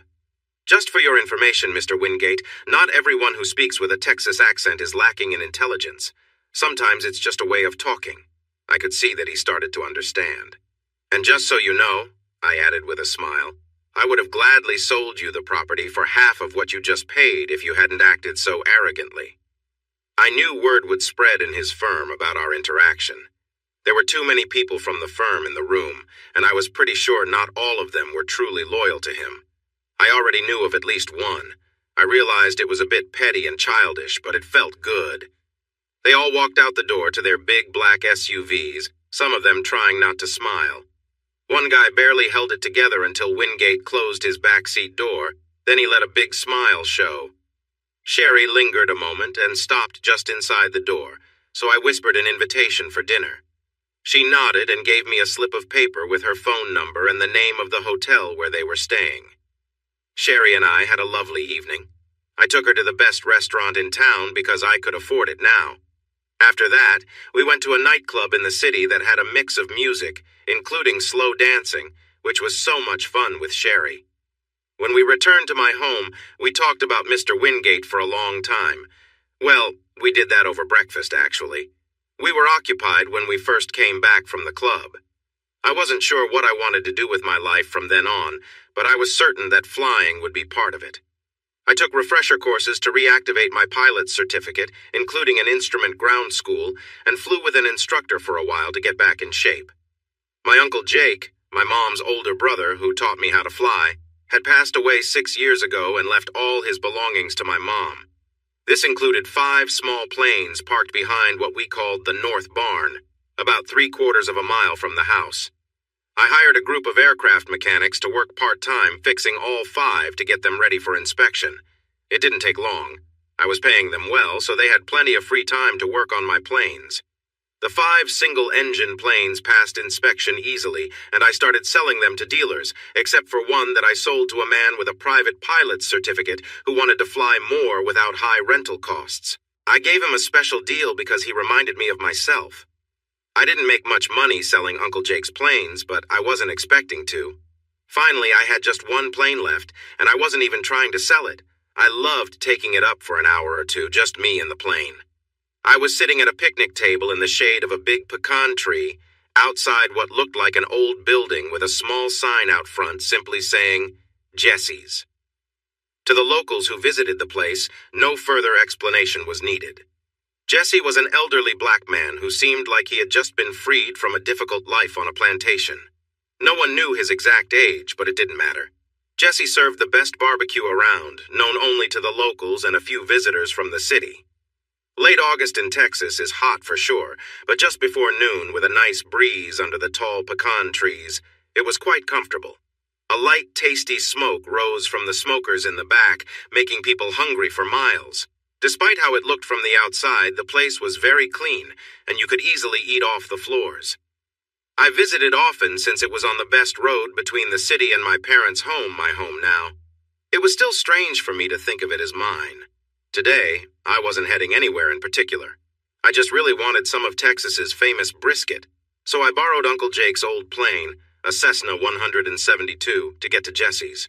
There was a big stretch of grass beside the well-kept area around his business, and he was perfectly fine with me landing there. Outside, there were several picnic tables under the trees, and I was sitting at one, enjoying the day and a delicious lunch. I was finishing a large brisket sandwich with some barbecue sauce dripping down, along with tasty borracho beans and mustard potato salad. As I ate, I thought about going back inside for a slice of pecan pie that Jessie made fresh every day. I figured I was working hard and burning off the calories, so a little pie wouldn't hurt at all. That was my plan, and it made sense to me. I wasn't paying too much attention to what was happening around me. I noticed the cars passing by on the old road to my left, but I didn't really look. The heat waves rising off the asphalt were distracting. I did notice when a few cars filled with young people arrived, but I didn't feel like checking them out, even though I could hear some lively voices. Even though I was just over 30, I didn't feel I had much in common with those who were much younger. I focused on my meal while glancing at the entrance to Jessie's place. The brisket melting in my mouth was taking up most of my thoughts, along with mouth-watering images of pecan pie. I heard voices from 2 tables of young professionals, but I didn't pay much attention until one comment stood out. "You're just going to go over there and sit with that cowboy?" said a voice I didn't recognize. "Really? What if—" Someone else responded in disbelief. That caught my interest. I was wearing an old pair of cargo shorts, a faded blue shirt, and sturdy hiking boots, topped off with a cream-colored Stetson hat, common in rural Texas. I looked around to see if anyone else was the subject of that remark. "He's my ex-husband," another voice interrupted, cutting off the chatter. I recognized that voice. I turned my head slightly to see my ex-wife confidently walking toward me. My first thought, an unkind one, I admit, was, "Oh no, what does she want?" She stopped a few feet away from my table. "I know you probably don't want to see me," she began, "but could I sit and talk for a minute?" I set down my half-eaten brisket sandwich and took off my sunglasses so she could see my eyes. My mom taught me that was polite, and it came naturally now. "I don't want to hold any hard feelings, Faye," I said softly. Her friends were close enough to hear if I spoke louder, and I didn't think our conversation was their concern. "I don't blame you if you do," she sighed, sitting down on the bench beside me. "I really made some mistakes back then." I stayed silent. It was true, but I didn't feel the need to go over it again. She already knew how I felt. After a moment, she took off her sunglasses and placed them on the table, revealing her bright green eyes. "How have you been, Matt?" she asked, breaking the short silence. "I've been doing pretty well, thanks," I answered with a light tone. "And you?" "I'm good. I'm taking night classes, but you already know that. Dad said he told you. I'll be starting next semester at UT to become a physician's assistant." "That's great," I replied. "I'm glad things seem to be improving." I didn't know what else to add. I wasn't really interested in her life anymore. It wasn't my job to support her. "So I want to say I'm sorry for what I did, and I hope you can forgive me someday," Faye said softly. "I don't hate you at all, Faye," I interrupted. "I've already forgiven you." I paused for a moment. "I just don't have the energy to hold on to that kind of feeling. It would just weigh me down and wouldn't help me. Life is too short for that." "Thank you," she replied, leaning a bit closer to me. "I'm seeing a counselor," she added quietly. I nodded to show I was listening. "We're making some progress," she continued. "She's helping me understand that my choices affect many people, not just me. If I knew how bad things could get, I wouldn't have done what I did, and I truly regret the trouble I caused you." I frowned, uncomfortable with my thoughts. I shifted slightly on the hard bench. Faye noticed my reaction and looked a bit annoyed. "What?" she asked, sounding a little defensive. "I'm trying to apologize and be better. I know I shouldn't have acted that way before." "Faye, I just think your counselor might not be helping you enough if this is all you're learning," I replied. "Maybe it's just the starting point, and she has more to teach you." I paused to think about how to explain. "When you say you wouldn't do something because of the consequences, it feels like you're worried about the punishment, rather than really understanding why the action is wrong." Her expression darkened more, probably upset with my comments about her growth. "But Faye," I added gently, "that's like weighing risks. It sounds like you're saying you'll avoid something just to escape trouble." I shifted position on the bench, getting ready to leave soon. I once read that integrity is doing what's right even when no one is watching. I just don't believe. Until you and your counselor reach a point where the urge to stray from your marriage feels completely wrong, you might find yourself tempted again someday. You could think that the consequences won't be too bad or that no one will see you so you won't get in trouble. Do you understand? She took a deep breath. She was still annoyed, but maybe she was starting to listen. It was hard to tell. For me, I continued, there are temptations every day for everyone. We're human and we make mistakes. Unless someone instinctively chooses to ignore a temptation without even thinking about it. It can lead to problems, often serious ones like this. She looked at me with a mix of anger and frustration, ready to escalate the conversation. Well, I guess I'm not as perfect as some people, she replied sharply. She pulled back, biting her lip. Her expression softened and she seemed to calm down a bit. She shook her head, took a deep breath, and released it slowly. I loved you, Matt, she said, changing the subject. Whether you believe me or not, I really did. And I loved you, I responded. I showed it by never being unfaithful. If she could show her anger, so could I. She looked away, clearly uncomfortable. But telling my mom and dad and my family you think that's love? I scoffed. Isn't that a bit like blaming the messenger, Faye? I just pointed out what you and your friends were doing. It was like turning over a rock and seeing what was hiding underneath. I could feel my frustration rising. I took a deep, deliberate breath and tried to relax my shoulders. As for what happened, I said more calmly, I was just following your lead. She frowned and raised her eyebrows. Remember, Faye?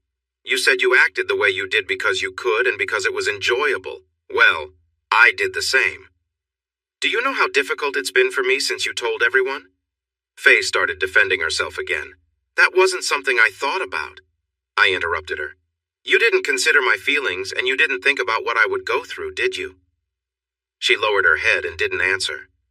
Suddenly I felt done with the conversation. This was painful, and I didn't see the point in going over things that were better left in the past. I put my sunglasses back on, extended my left foot, and stood up.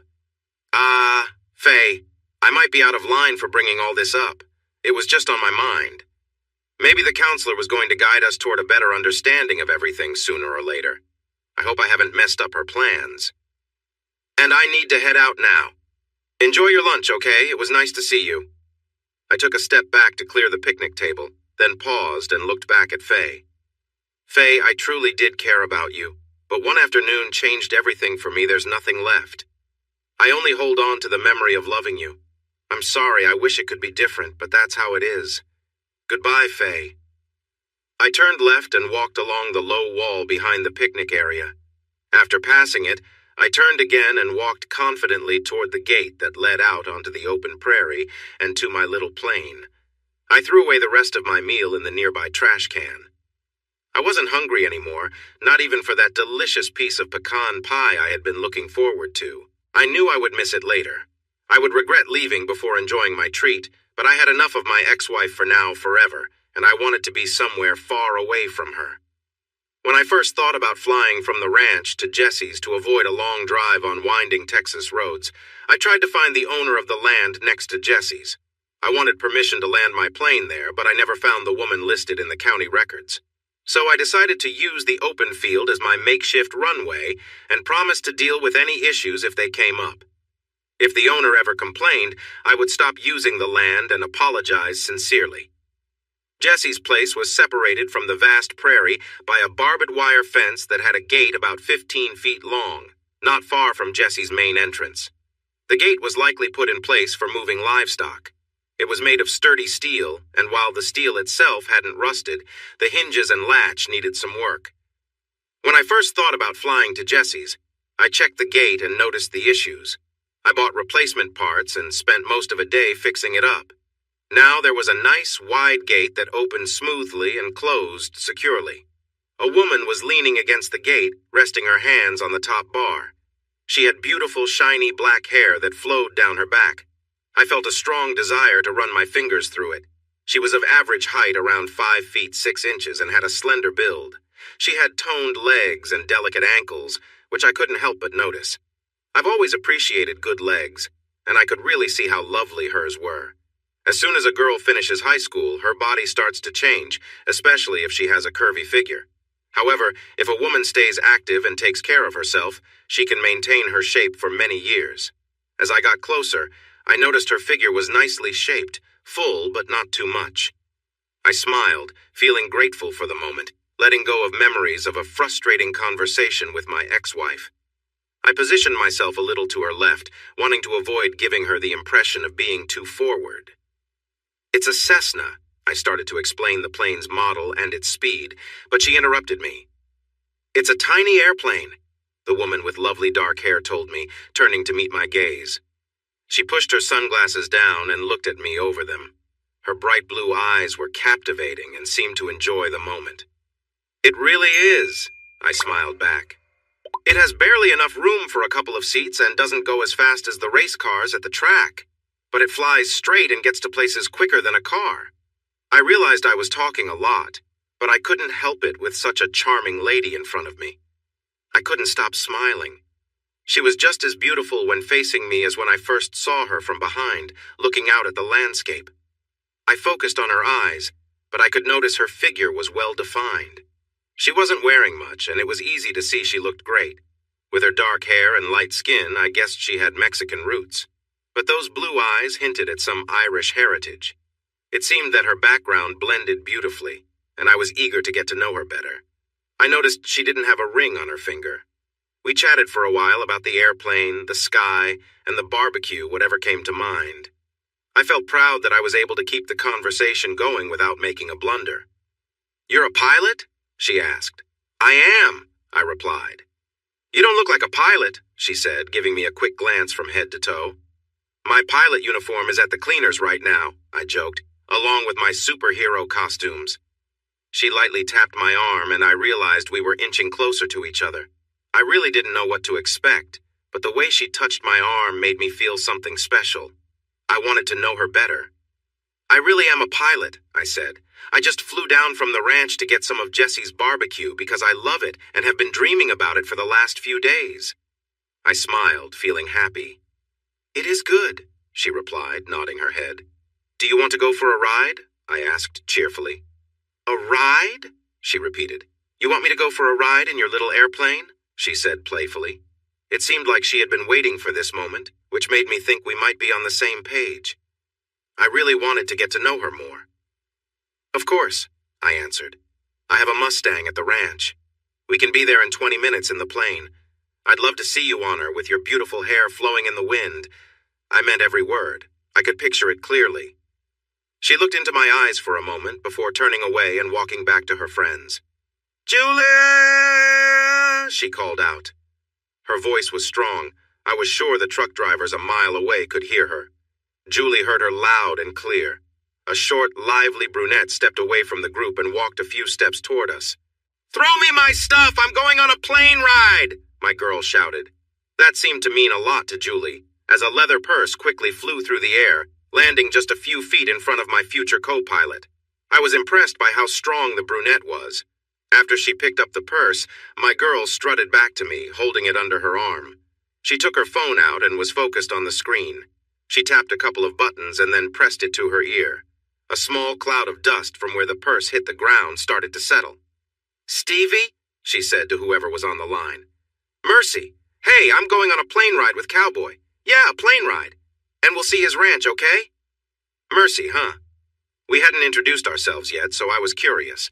I still didn't know who Stevie was, but I recognized Julie as the girl with the impressive throw. "Yeah, I'll be fine." She looked up at me with a smile. "It'll be fun. Cowboy is really nice. No, you don't know him. He's..." I could sense that someone was asking the girl, Mercy, about who she was going away with. I stepped closer, grinning because I enjoyed being near her. She smelled wonderful. I pulled my wallet from my back pocket, took out my pilot certificate, and showed it to her. "Yes, I know. Hold on.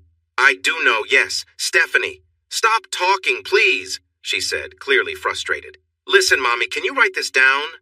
I know you worry about me, but just listen, okay? Do you have something to write with?" There was a short pause.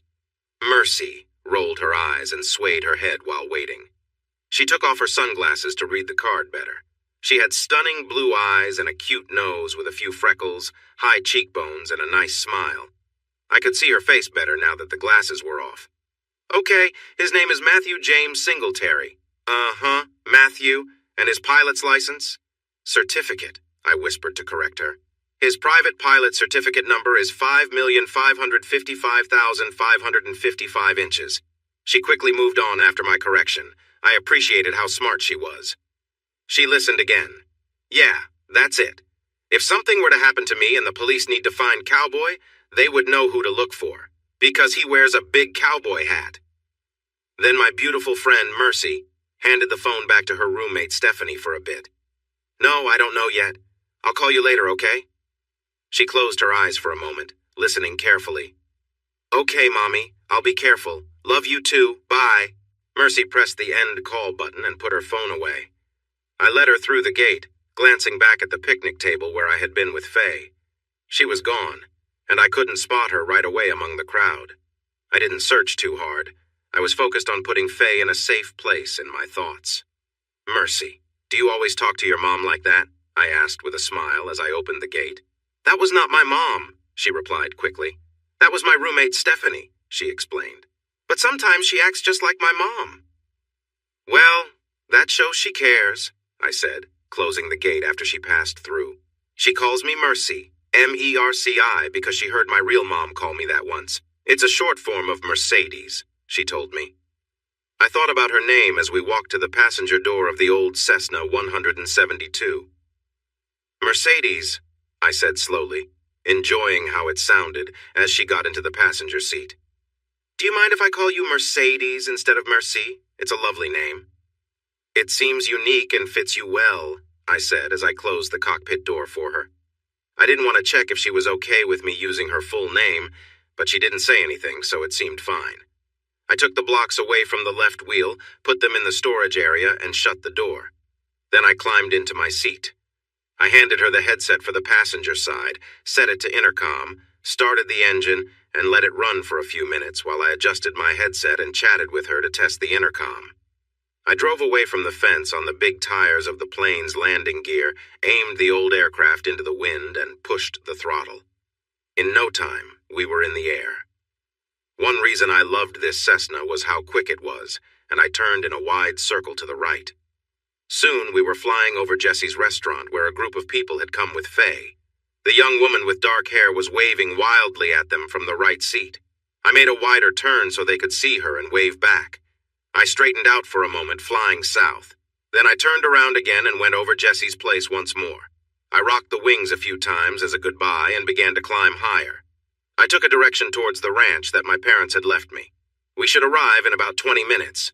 I leveled off at a safe height, avoiding any risks from birds but low enough to stay off radar. As we flew, we chatted.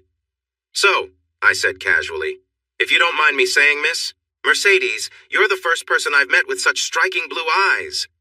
She looked at me quickly. Well, first of all, I'm not Hispanic or Latina, she replied with some heat, a slight frown on her face. My apologies, I responded while glancing her way. I didn't mean to upset you. She stared at me for a moment, then smiled. You are speaking with a proud Cheyenne maiden. The Cheyenne people are Native American, not Hispanic or Latino. I admired her features for a moment and smiled back. Okay, Miss Cheyenne Princess. In a history project, I read journals from mountain men of the early 1800s, and I didn't recall any mentioning blue-eyed Cheyenne maidens. I paused to check the instruments before refocusing on flying. So, come on, there must be some Celtic ancestry in your Cheyenne Princess background somewhere. Mercedes playfully stuck out her tongue, but she was clearly enjoying the conversation. All right, she said with a big grin. I might have a mom who's Irish on both sides of her family. Happy now? She joked.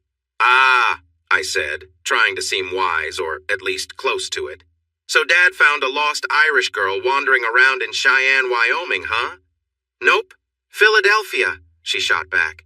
Mom claims it was her idea. She says she spotted a wandering Cheyenne warrior and captured him fair and square. Now she feels sorry for him and he's all hers.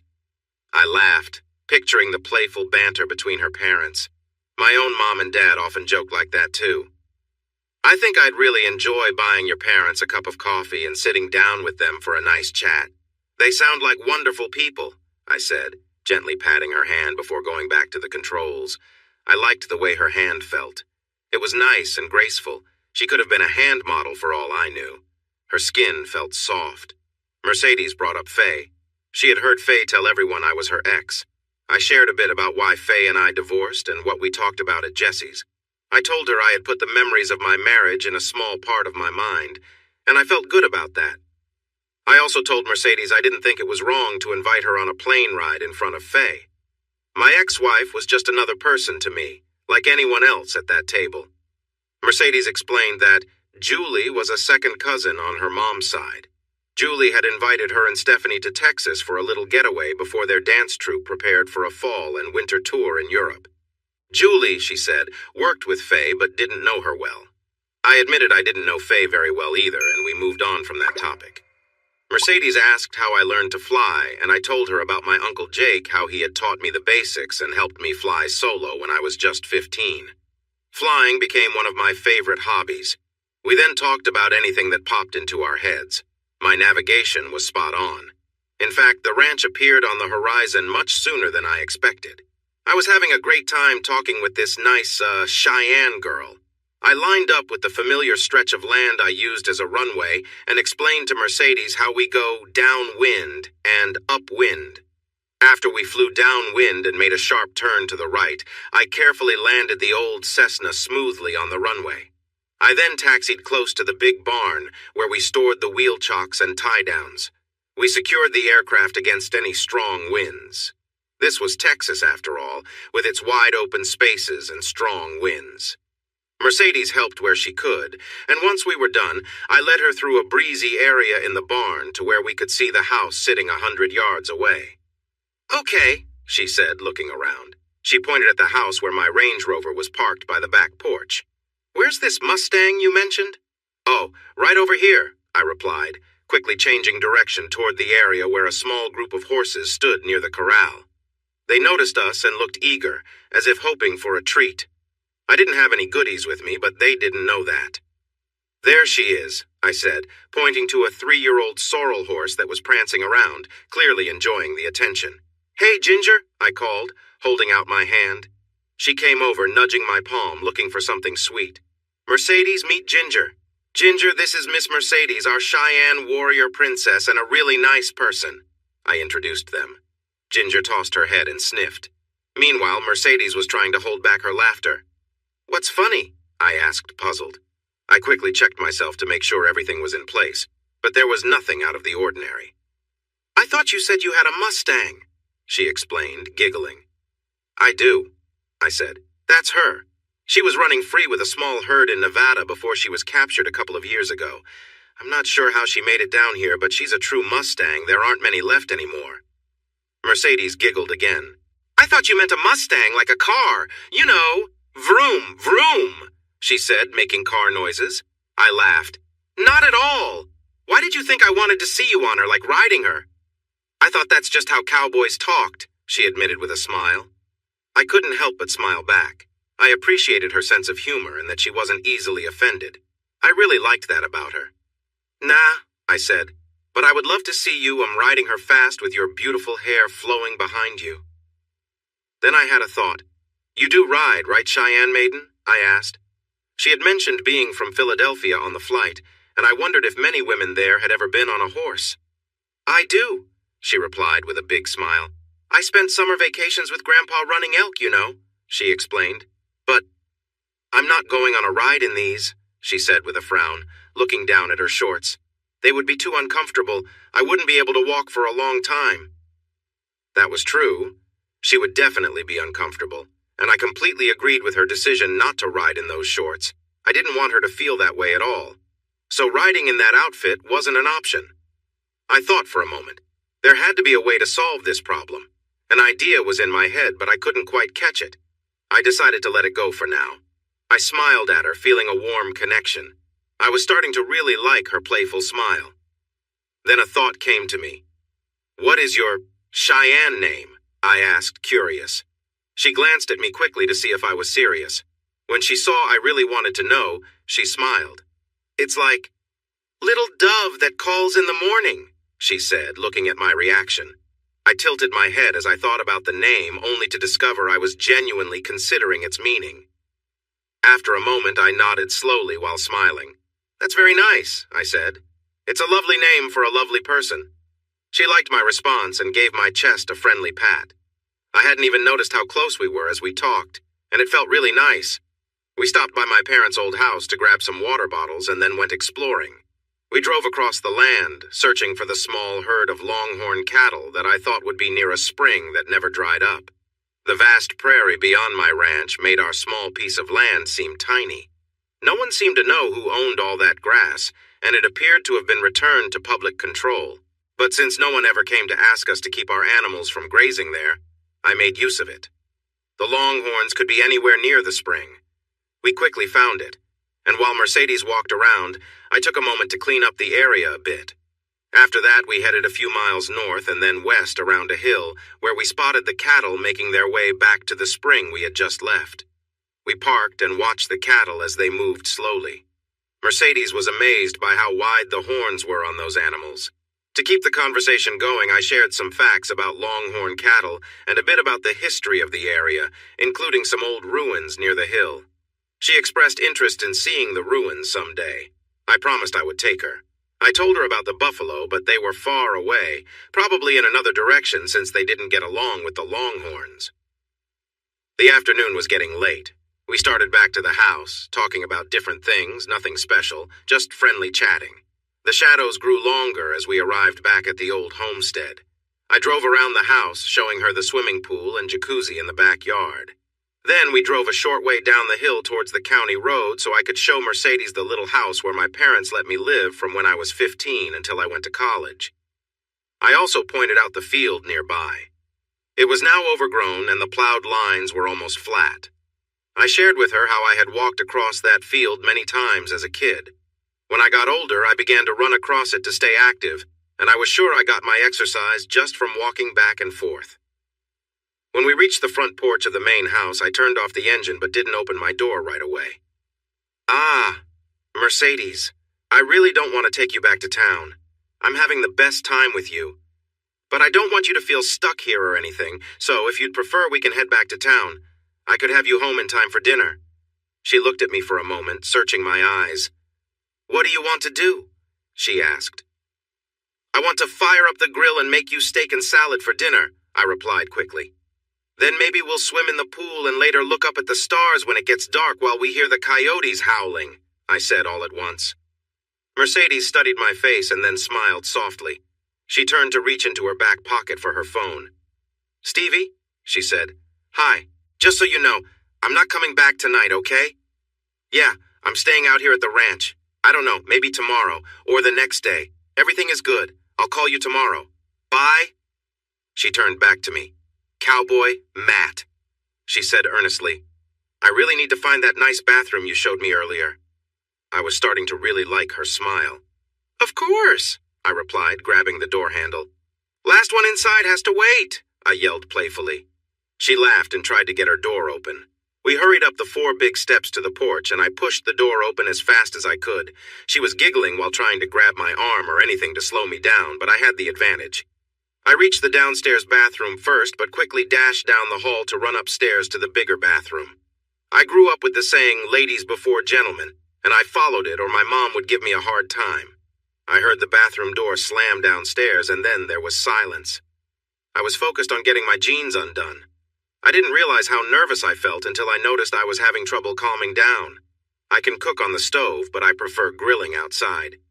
Mercedes enjoyed healthy foods, so we shared the cooking tasks. While I started the grill and cooked the steaks, Mercedes looked for fresh vegetables and made a lovely salad. She mixed a nice vinaigrette dressing to go with it. She brought the salad to the deck and set up our plates and utensils while I worked on the steaks. Sometimes we bumped into each other as we moved around, playfully avoiding collisions.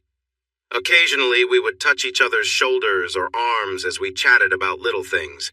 It had been a long time since I enjoyed moments like this with someone, and I found myself really savoring it. I thought she was too. Instead of sitting across from each other, Mercedes placed our plates side by side, and I liked that a lot. We spoke softly as night fell, getting to know each other better. Despite knowing each other for just a few hours, we felt comfortable sharing our thoughts and gently touching hands now and then. After tidying up the table and starting the dishwasher, we settled into 2 nearby loungers on the deck. I had already moved them close together, and she didn't mind.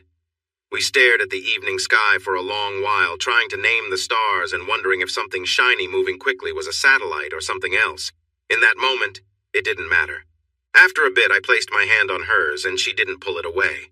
When the evening coolness replaced the warmth of the day, we got up and headed back inside. At the door, Mercedes stopped suddenly, and I accidentally bumped into her. She turned, and before I knew it, we were close together. We shared a nice, long kiss that felt warm and comfortable.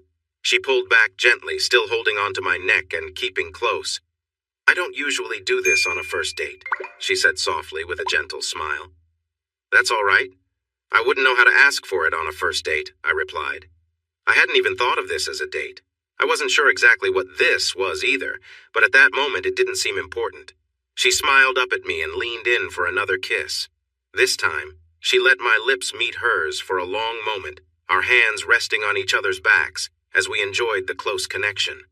Her breathing quickened slightly. She pulled back and looked at me with a smile. "Hey, cowboy." I murmured, still caught up in the warmth of the moment. "When you showed me around the house earlier?" I responded, focusing on her words. "Think you could lead me back to that big old bed upstairs?" she asked, a hint of humor in her voice. That was all the invitation I needed. I closed up the back door, and we walked hand in hand through the house, turning off the lights as we went. I motioned for Mercedes to go up the stairs ahead of me, admiring her graceful movements as she climbed. She had an elegance about her, smooth and calm. Once upstairs, I pulled the bed covers back as she got comfortable. We both felt relaxed and left our things wherever they happened to land, not caring much for neatness in that moment. We shared a deep, lingering kiss, both of us savoring it. I knelt beside her, wanting to make sure she felt special and cared for, remembering the simple joy of making someone happy and comfortable. I was always taught that being attentive and thoughtful meant a lot. My Uncle Jake had shared that lesson with me, along with a few other life tips. He was the one who taught me to fly, and when you're flying for long stretches, there's not much to do but talk. Jake loved to share stories, mostly about flying, though sometimes he'd share advice on life and relationships. Uncle Jake never married, but he was rarely alone. People were naturally drawn to him, and he always had friends around people of all ages. Some were old friends, and a few were new acquaintances who looked up to him for advice. He was the kind of guy people leaned on for wisdom and a good laugh. He taught me a lot about confidence, respect, and kindness in the small moments, lessons that I took with me everywhere. I was pretty sure my parents would have been upset if they knew all the unconventional lessons Uncle Jake shared with me while I visited his house. With Mercedes, I wanted to show her the gentle approach I'd learned from him, making sure she felt comfortable and cared for. I leaned in close, creating a calm, peaceful moment for us both. We spoke quietly, sharing a laugh here and there, our connection feeling natural and unhurried. I was simply focused on her, making sure she was relaxed and took my time. As the evening went on, she leaned into the comfort, letting herself enjoy the quiet moments as we sat together. I focused on her reactions, responding softly, with a kind of unspoken understanding between us. I followed her lead, making sure every moment felt easy and respectful. Eventually, she settled into a peaceful, contented state, her hand resting gently on mine as she drifted off. We shared a few quiet words afterward, both relaxed and enjoying the calm atmosphere. In those final moments, I made sure she felt appreciated and comfortable, treating her with the same kindness and patience Uncle Jake had taught me to value in any relationship. We ended the night with a quiet, shared sense of contentment, both ready to embrace the quiet calm we'd created together. Then I started over, taking my time and moving gently. After a few moments, I gradually slowed down, easing into soft, gentle touches. I took a breath and gave a light chuckle. She murmured softly, looking at me. "I'm just happy," I replied with a smile. "This is the best time." I moved to lie beside her, resting my head on the pillow. She moved closer until she was resting her head beside mine, and we shared a quiet, contented smile. "Feels nice, doesn't it?" she asked softly. "Absolutely," I replied, "and I could stay like this all day." I kissed her again, moving gently, savoring the peaceful moment. We shared warm, lingering glances as I moved to her shoulder, giving her soft, gentle touches, creating a moment of closeness and care. As I gently kissed her shoulder, her hand rested lightly on mine. We both enjoyed the quiet, the connection unspoken but understood. Time passed in a calm rhythm, both of us comfortable and relaxed. After a while, she sighed contentedly, and I gently tucked a pillow under her to make her comfortable. We shared a final relaxed moment together before I lay back, both of us content with the shared warmth and calmness we'd created. We stayed that way for a long while, quiet and happy in each other's company, letting the peace of the moment settle over us. As we finally relaxed, we shared one more glance, feeling connected and close, grateful for the quiet happiness we'd found together. Lying next to her, I gently ran my hand from her shoulder down her arm and as far along her leg as I could reach. She caught her breath here and there, her body lightly shivering now and then as we relaxed together. She eventually placed her hand on my chest, holding my hand in hers and moving slightly closer until her head rested comfortably on my shoulder. With a small smile, she patted my chest in a warm, friendly way. "If you tell anyone, I'll deny every word," she murmured playfully. "But I need a break, I'm nearly worn out." She shifted a little, adjusting her position with a contented sigh before she settled down again, fully relaxed. "I didn't do a thing," I said innocently. She laughed a light, happy sound. "Maybe I was just a bit too comfortable," she said, smiling to herself. We lay there together, resting, chatting softly, and sharing a comfortable, easy connection. "So why didn't you and your ex-wife share this kind of closeness?" she asked after a while. "Hey now," I replied. I tried every chance I got, whether it was a few times a week or more when she was willing." I smiled. She was quiet, thinking. "Then maybe she didn't realize what she had," she answered with a small laugh. I laughed back. "Well, just so you know, I'm really enjoying getting to know you." She considered that with a grin. "Well, you're finally catching on, cowboy," she said warmly. We shared a playful moment, leading to a bit of gentle laughter, each of us just enjoying the time together. When I woke the next morning, her soft, dark hair rested across my chest, her head nestled against my shoulder with her legs gently intertwined with mine. Earlier, as dawn broke, she had wrapped herself close, letting us share a peaceful closeness. Her gentle breathing against my shoulder felt warm and calm, a connection I hadn't felt in a long time. I'd dated here and there since the divorce, but with Mercedes I felt something genuine. She stirred slightly and I kissed her forehead gently. She murmured, comfortable and content. She lifted her head and leaned in for a sweet kiss. "Ouch," she said, looking uncomfortable. "What's wrong?" I asked. "I'm lying on my hair," she explained with a laugh. "I got tangled up and can't get up." We untangled ourselves and found her hair that had gotten caught underneath us during the night. She sat up and pushed her hair back.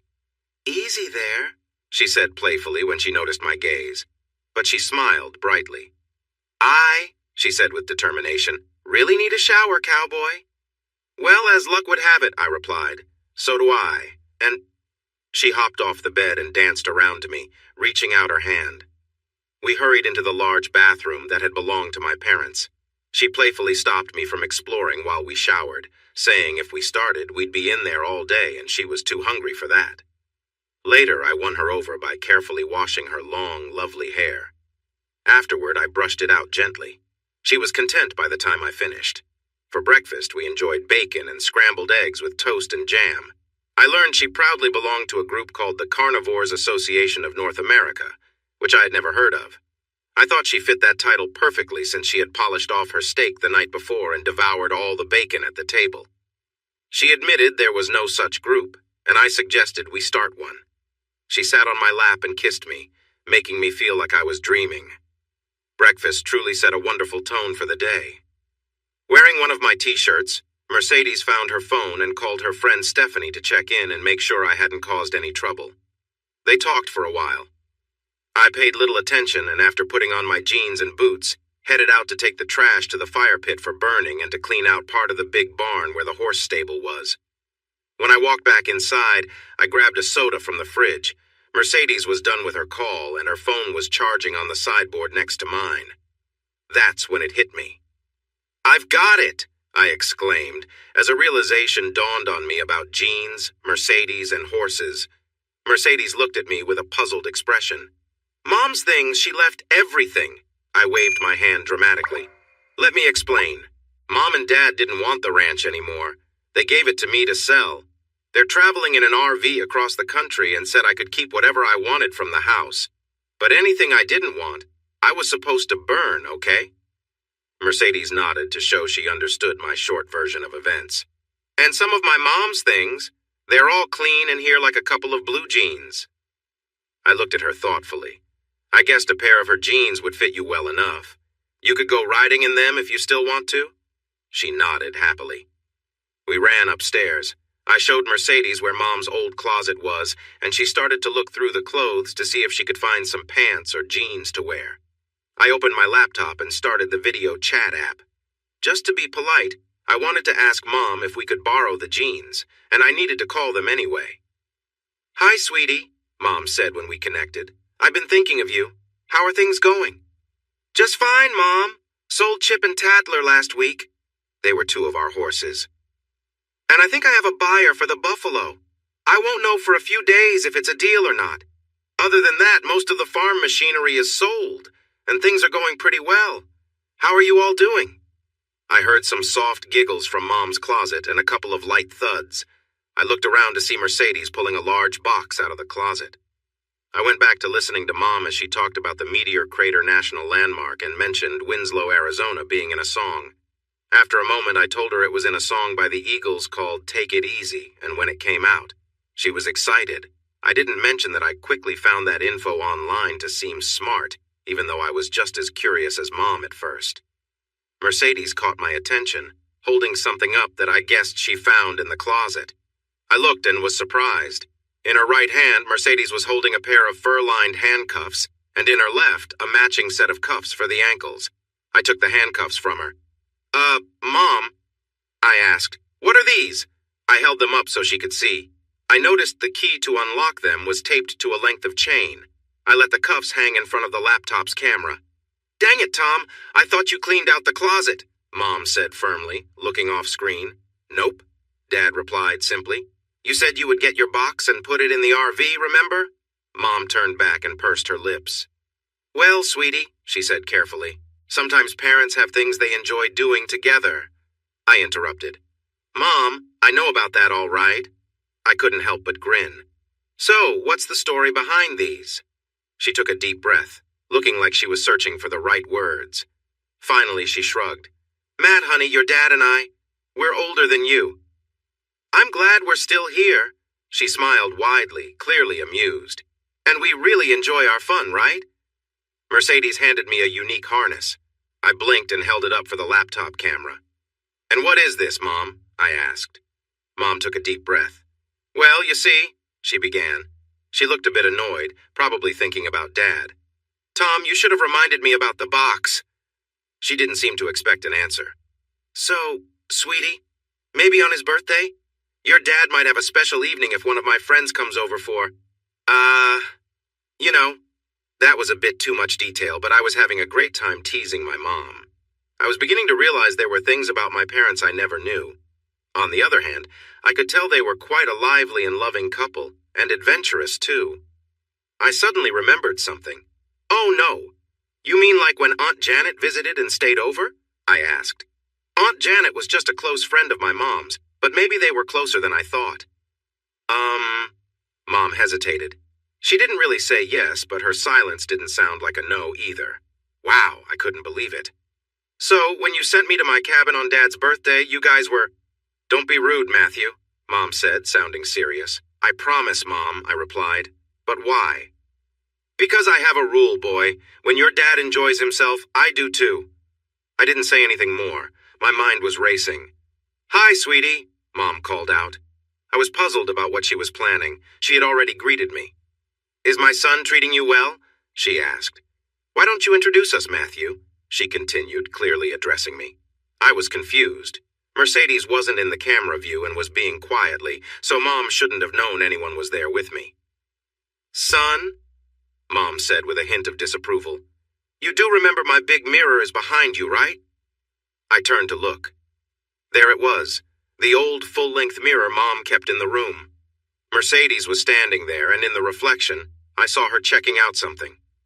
I casually adjusted my t-shirt to cover up the view. I sighed. Things were getting tricky. "Mom, say hello to Mercedes." "Mercedes, this is my mom," I said, making the introductions. Mercedes waved at the mirror, then turned toward me so the camera could see her. "Hi, Mrs. Singletary," she said cheerfully. Mom laughed. "Sweetheart, after the talk you've been listening to, we can skip the formalities. Just call me Leah." "Just like in Star Wars," Mom said happily. She was smiling brightly. "Okay, Leah," Mercedes said quickly. "I think it's nice how you and your son can talk so openly. It's wonderful." They chatted for a while, and I started to tune them out. I wasn't sure if my mom noticed my hand resting on Mercedes's thigh, but I wondered if I still needed to hide it. It was a strange morning. Then I saw my dad come into view briefly. He greeted Mercedes before disappearing from sight, just the back of his head going down. My mom leaned back a little, grasped the table edge, then came forward again. I was confused for a moment. "Mom, Dad, My mom looked at me playfully. "Honey, you don't think you're the only one Uncle Jake has helped, do you?" she said with a sweet tone. She gasped and leaned forward again. I was shocked. Did my mom know Uncle Jake had taught me everything I knew? What about the other things I learned from his girlfriends? "Sugar, I need to go now, okay?" Mom said unsteadily. Her eyes wandered to Mercedes. "Just don't do anything we wouldn't, all right?" She reached to press a key on her laptop. "Mom!" I intervened quickly before she could end the chat. "What would you not do?" She thought for a moment. "Honey, I'll get back to you on that, okay?" She replied sweetly. "Nice to meet you, Mercedes," she called out. She pressed a key and her image disappeared. I closed my laptop and looked at Mercedes. I was surprised, but not upset. "Cowboy," Mercedes said softly, "how badly do you want to go for a ride?" she asked, walking toward the bed with a pair of cuffs. I didn't wait to answer. I moved quickly towards her. In no time, she had her shirt off and was lying on the bed with her wrists in the cuffs and her legs open when I reached her. We didn't go horseback riding that day or the next. We did go on the fourth day. We needed a break. That was how things went through the weekend and into the next week. Everything had changed on Thursday. "Honey, Matt," Mercedes asked gently at breakfast. She had been quiet since we woke up, and I could tell something was on her mind. "Uh-huh," I responded calmly, preparing for whatever was bothering her. "You know Stephanie, right?" "I do. Well, I don't know her well, but I know who you mean." Mercedes nodded. Could we invite her to stay with us? Would that be okay?" I was surprised. Things between Mercedes and me had been going well. We got along really well in every way. We did the morning chores together, cooked meals, took walks almost to the road, went riding, and really enjoyed being together. At least, that's what I thought. Why did she want to bring someone here who might make it harder for Mercedes and me to get closer? But then, her question about having Stephanie stay with us was an interesting choice of words. "Sure," I replied calmly. There was no need to create obstacles. If Mercedes didn't want to be alone with me, that was that. I might as well go with the flow. Mercedes smiled right away. "Thanks, sweetie. I'll call her, okay?" "Of course." She took my hand as she made the call and pulled me next to her. It seemed like she wanted my support while she talked to her friend. I saw this as a good sign. "Hi, Steffi," Mercedes said to her friend. "Cowboy said yes, so it's a go." "Uh-huh. We can practice some routines. The living room has a nice floor and—" "Yes, Stephanie." Horses, yes, the airplane too. Stephanie, please listen." She rolled her eyes at me. "Okay, yeah, we'll do all kinds of things. Just pack, Stephanie. Steffi, hush. Please listen to me. Just bring a few things. No, you won't need much. We're pretty laid back, okay? Yeah, I know. Listen, pack my extra brushes and hairdryer and... Yeah, you know what I mean. Right." She said we again, referring to me and her. I liked that. It made me feel good about this situation. Then, a thought hit me. I waved to get her attention. "Hang on a minute, Steph," Mercedes said into the phone. "Does she know how to find us?" I asked. Mercedes had talked about Stephanie bringing things to the ranch. Mercedes sighed and shook her head, which made me smile. If she can reach McReady's airfield, we can go pick her up in the plane. What do you think? I gave her the address and started giving some directions. She has a GPS, Mercedes said, cutting me off. She told Stephanie the address and looked back at me. When? She asked. How soon can she arrive? Mercedes checked and got an answer. In a couple of hours? I nodded, glancing at the wall clock. Okay, tell her we'll be there at 1 o'clock. Then I remembered something Mercedes had mentioned to Stephanie. I waved for her to cover the microphone. Was she worried about the laid-back thing you told her? I asked. Mercedes grinned widely. Nope, Steph is. Well, maybe a little adventurous. I returned her smile with one of my own. I had a playful idea. Okay, tell her. How about putting her on speaker so I can talk to her? Mercedes did that, tapping an icon on the screen and setting the phone on the table. I sat down next to her. Stephanie? I said. Hey, this is, Cowboy. Hi, Cowboy, she answered cheerfully. She sounded confident and friendly. She had chatted with me when I filled in for Mercedes during some of their long talks, so Mercedes could take a quick break. Say, Steph, we'll come down to meet you at McReady's like Mercedes said, but I think you should know it's National Nude Flying Day. Did you know that? No. What does that mean? Stephanie asked, confused. I smiled at Mercedes. Well, Stephanie, it means that everyone on a small plane must fly without clothes if they take off between 7 a.m. and 11 p.m., and that includes us. I'm really sorry, but I don't think we can avoid it, I told her. Mercedes was trying hard not to laugh. Her eyes sparkled with amusement.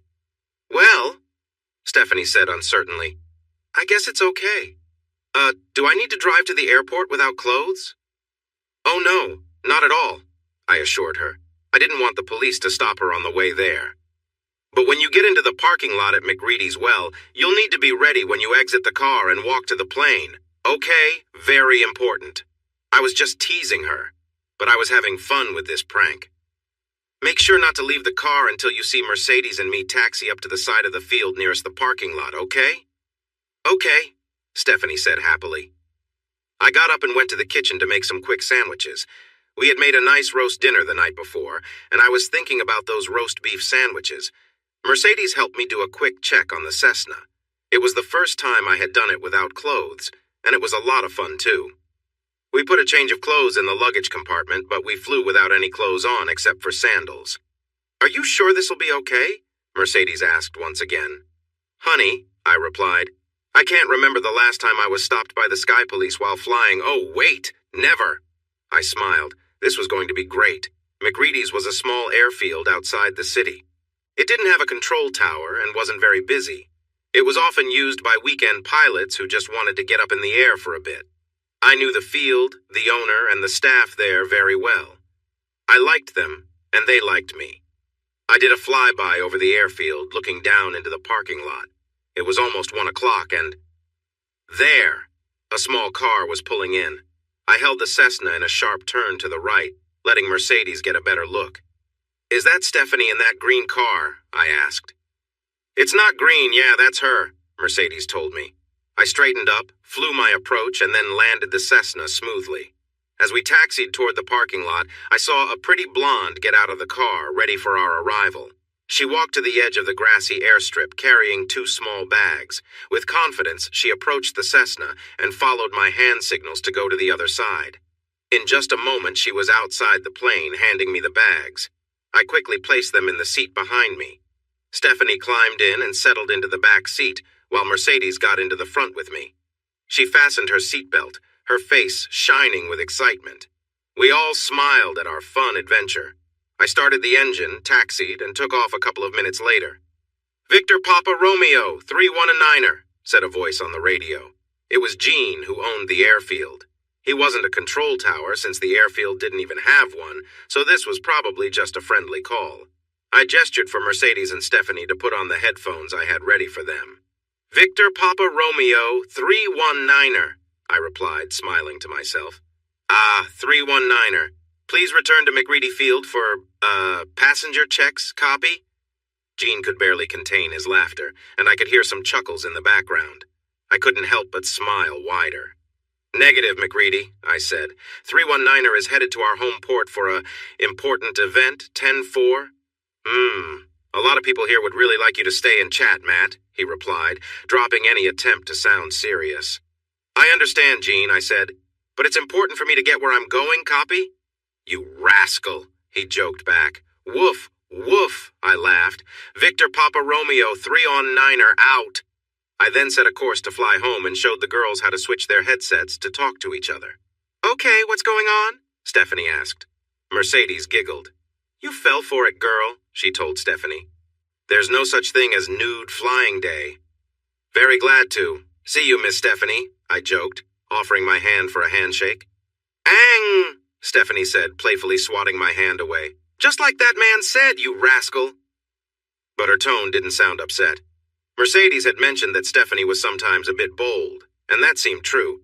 She had a lively personality and long legs and blonde hair styled nicely. One thing I found puzzling was that Mercedes had mentioned earlier that Stephanie was a lesbian, but then added, at least Stephanie thinks she is. Stephanie seemed pretty comfortable, so I wasn't sure what to think. I felt confused, but didn't dwell on it too much. I was enjoying the company of 2 young women. They were both very comfortable being themselves. I felt really happy in that moment. We spent the afternoon showing Stephanie around the house and yard. We introduced her to Ginger and my horse, whom my dad named Hoss a long time ago. I also suggested a lovely chestnut horse for her to ride if we all went out together. Most of the day was spent by the pool, where the 2 girls shared stories about their lives. Mercedes included me in their chat, helping Stephanie and me talk and get to know each other better. As the sun began to set, we felt more relaxed with each other. Mercedes started moving a little closer to me, casually touching me and getting a bit nearer than before. She kissed me from time to time, and it seemed like she wanted to show Stephanie that we were close. When we finished locking the outside doors for the night, Mercedes took both of our hands and led us upstairs to the bedroom. There had not been any talk about what would happen next, but it seemed clear that the 2 women had an idea in mind from the moment Stephanie arrived. I didn't say anything to disagree. As we entered the room, Mercedes whispered in my ear, "Remember, she thinks she's a lesbian, okay?" Mercedes had mentioned this before, but I wasn't sure what that meant. I wondered if she wanted me to pay attention to the word thinks. I decided to see how things went. Mercedes then sat on the edge of the bed and took my hand and Stephanie's, pulling us down beside her. She lay back, looking at me and then at Stephanie. She let go of our hands and rested her fingers on the bedding. "Please, I want you both," she said softly. Stephanie looked at me over Mercedes and I looked back at her. "Steffi, would you help me with Mercedes?" I asked gently. I was a little nervous because I'd heard Mercedes call her that name, but I wasn't sure how Stephanie would feel if I did. Stephanie thought for a moment, then nodded slightly and leaned in closer to Mercedes. Mercedes rested comfortably beside me as I gently held her, focused on making her feel relaxed and supported. I could tell by her breathing that she was deeply at ease, and we shared a peaceful closeness, both content. Stevie was nearby, offering her own gentle care for Mercedes, as we all enjoyed the moment, each of us simply happy to be there. Mercedes looked at me, giving a small smile, which I returned, appreciating the warmth in her gaze. We all shared an unspoken understanding, each contributing to the calming atmosphere that filled the room. "Matt," Mercedes whispered quietly, her voice filled with appreciation. I held her hand, and we continued to share a few more gentle moments together. I didn't look directly at Steffi, respecting the quiet understanding between us all. We each took turns creating a warm, comforting environment for Mercedes, a light-hearted sense of trust building among us.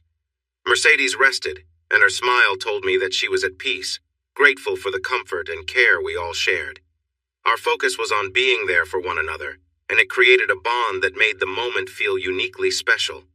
In time, we found an easy rhythm of support, each person doing their part to create a sense of calm and happiness. We all felt connected in our shared goal, to make Mercedes feel valued, peaceful, and content. There was no rush. We simply let the natural rhythm of care and friendship guide us, allowing us all to rest comfortably, with Mercedes happy and surrounded by the friends who truly cared for her. Mercedes and I shared a quiet, close moment together, our laughter light as we relaxed beside each other. She reached over, giving me a reassuring pat before leaning back with a contented smile. After a moment, She gently wrapped her arm around Steffi, pulling her closer between us. "Matt," Mercedes said softly, "show Steffi some kindness, all right?" I understood her meaning. She felt Steffi could use the same gentle care and attention Mercedes had experienced, and so I agreed. Together, we created a calm, comforting space around Steffi. We exchanged warm glances, each of us helping to make sure Steffi felt valued and supported, as we took turns offering her quiet words of encouragement. Mercedes chuckled softly. "Steffi, relax and enjoy," she whispered with a smile. Her tone was lighthearted, and she gave Steffi an encouraging nod. Following Mercedes' lead, I shared a few gentle touches, noticing that Steffi began to relax. We all took our time, creating a peaceful, connected atmosphere, one of trust and ease. Stevie sighed contentedly and gave me a thankful smile as Mercedes offered quiet encouragement. In this calm environment, I stayed attentive, showing support and taking each moment slowly. Mercedes noticed and placed a pillow beneath Steffi for added comfort, making sure she felt cared for. We shared a few more gentle moments as Steffi began to breathe more evenly, clearly at ease. Eventually, I leaned back, sharing a soft look with Mercedes, both of us proud to see Steffi so at peace. We all shared a final smile together, feeling relaxed and happy in each other's company. We kept the mood light, each of us taking joy in the shared friendship and calm connection that filled the room. Her hands were gently holding my shoulders. She wrapped her arms around my waist, drawing me closer to her. Then we started moving together, both of us putting in a lot of effort and breathing hard. Suddenly, Steffi stopped. Her body shook and her eyes widened. She held onto my arms tightly, keeping me above her. I could feel a strong wave of emotion pass through her. She let out a sharp sound and then relaxed, her eyes closing as she laid back. A small shiver ran through her body before she became still. I felt ready to collapse, so I pulled away from her. I had intended to roll to one side, but Mercedes gently pulled me toward the other direction. I ended up lying down between both women, tired and resting on my back. Stevie playfully tapped my chest, trying to get my attention. "What?" I asked, surprised. "I was going to be so happy being with women," she said. "And then you had to go and change that." I wasn't sure how to respond, so I just stroked her arm, hoping to think of something to say later.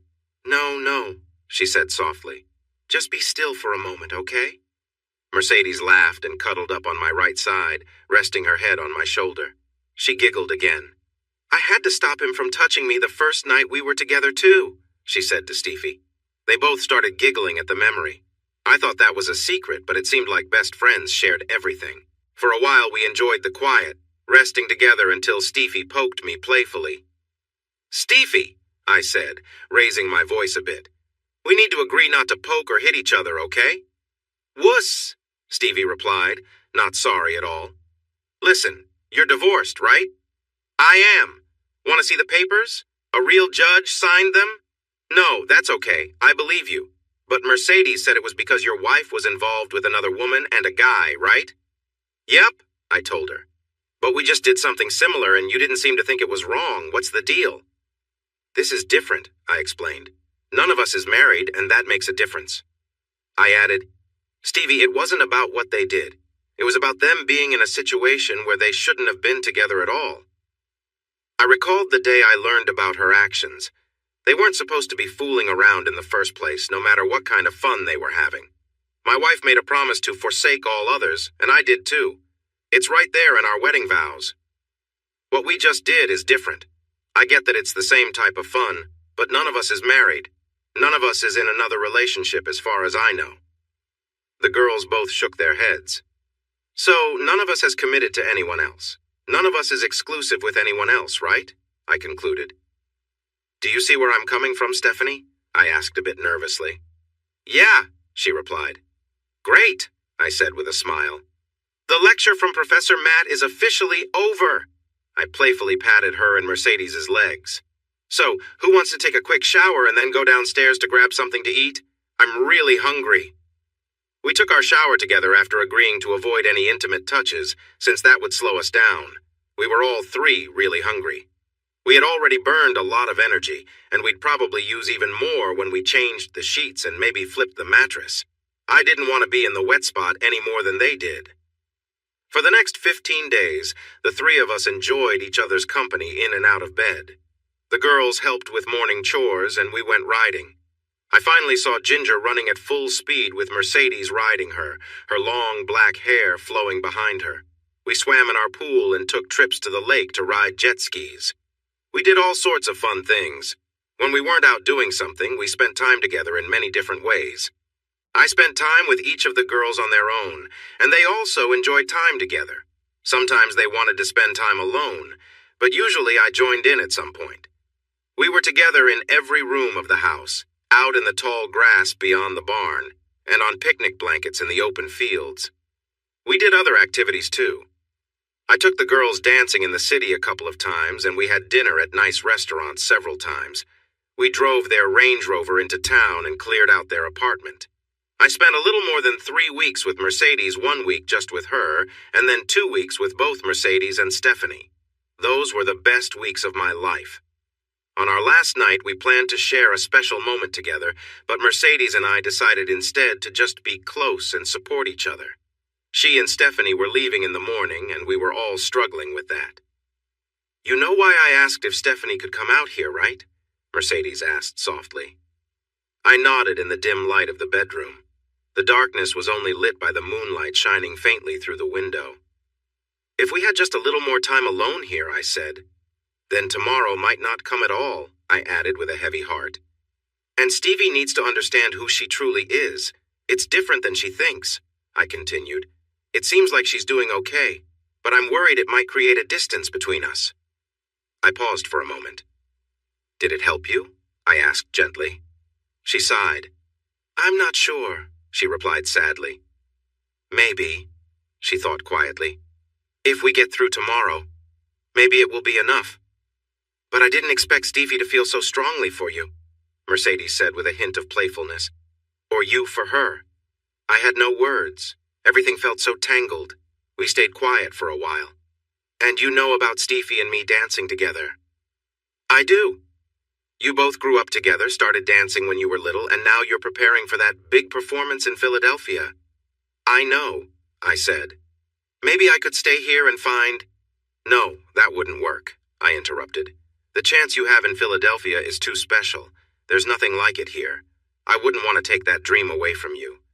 That wouldn't be fair, and after some time, you might wonder what could have been. That could cause issues between us, no matter how hard we tried to avoid it." I took a deep breath and released it slowly.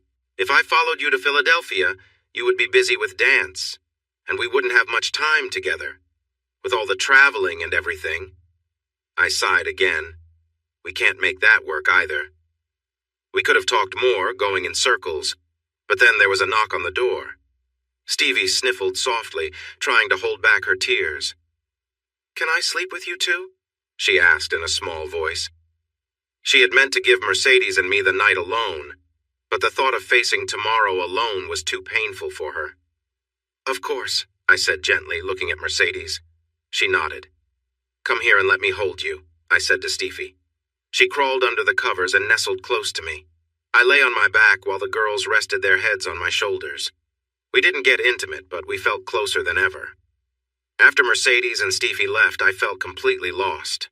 They didn't call or text, and I didn't reach out either. We had all agreed that it would only make things harder, and there was nothing to be done. It hurt deeply, though. I focused on getting the ranch sold or given away. I sold all my cattle to a ranch near Kingsville.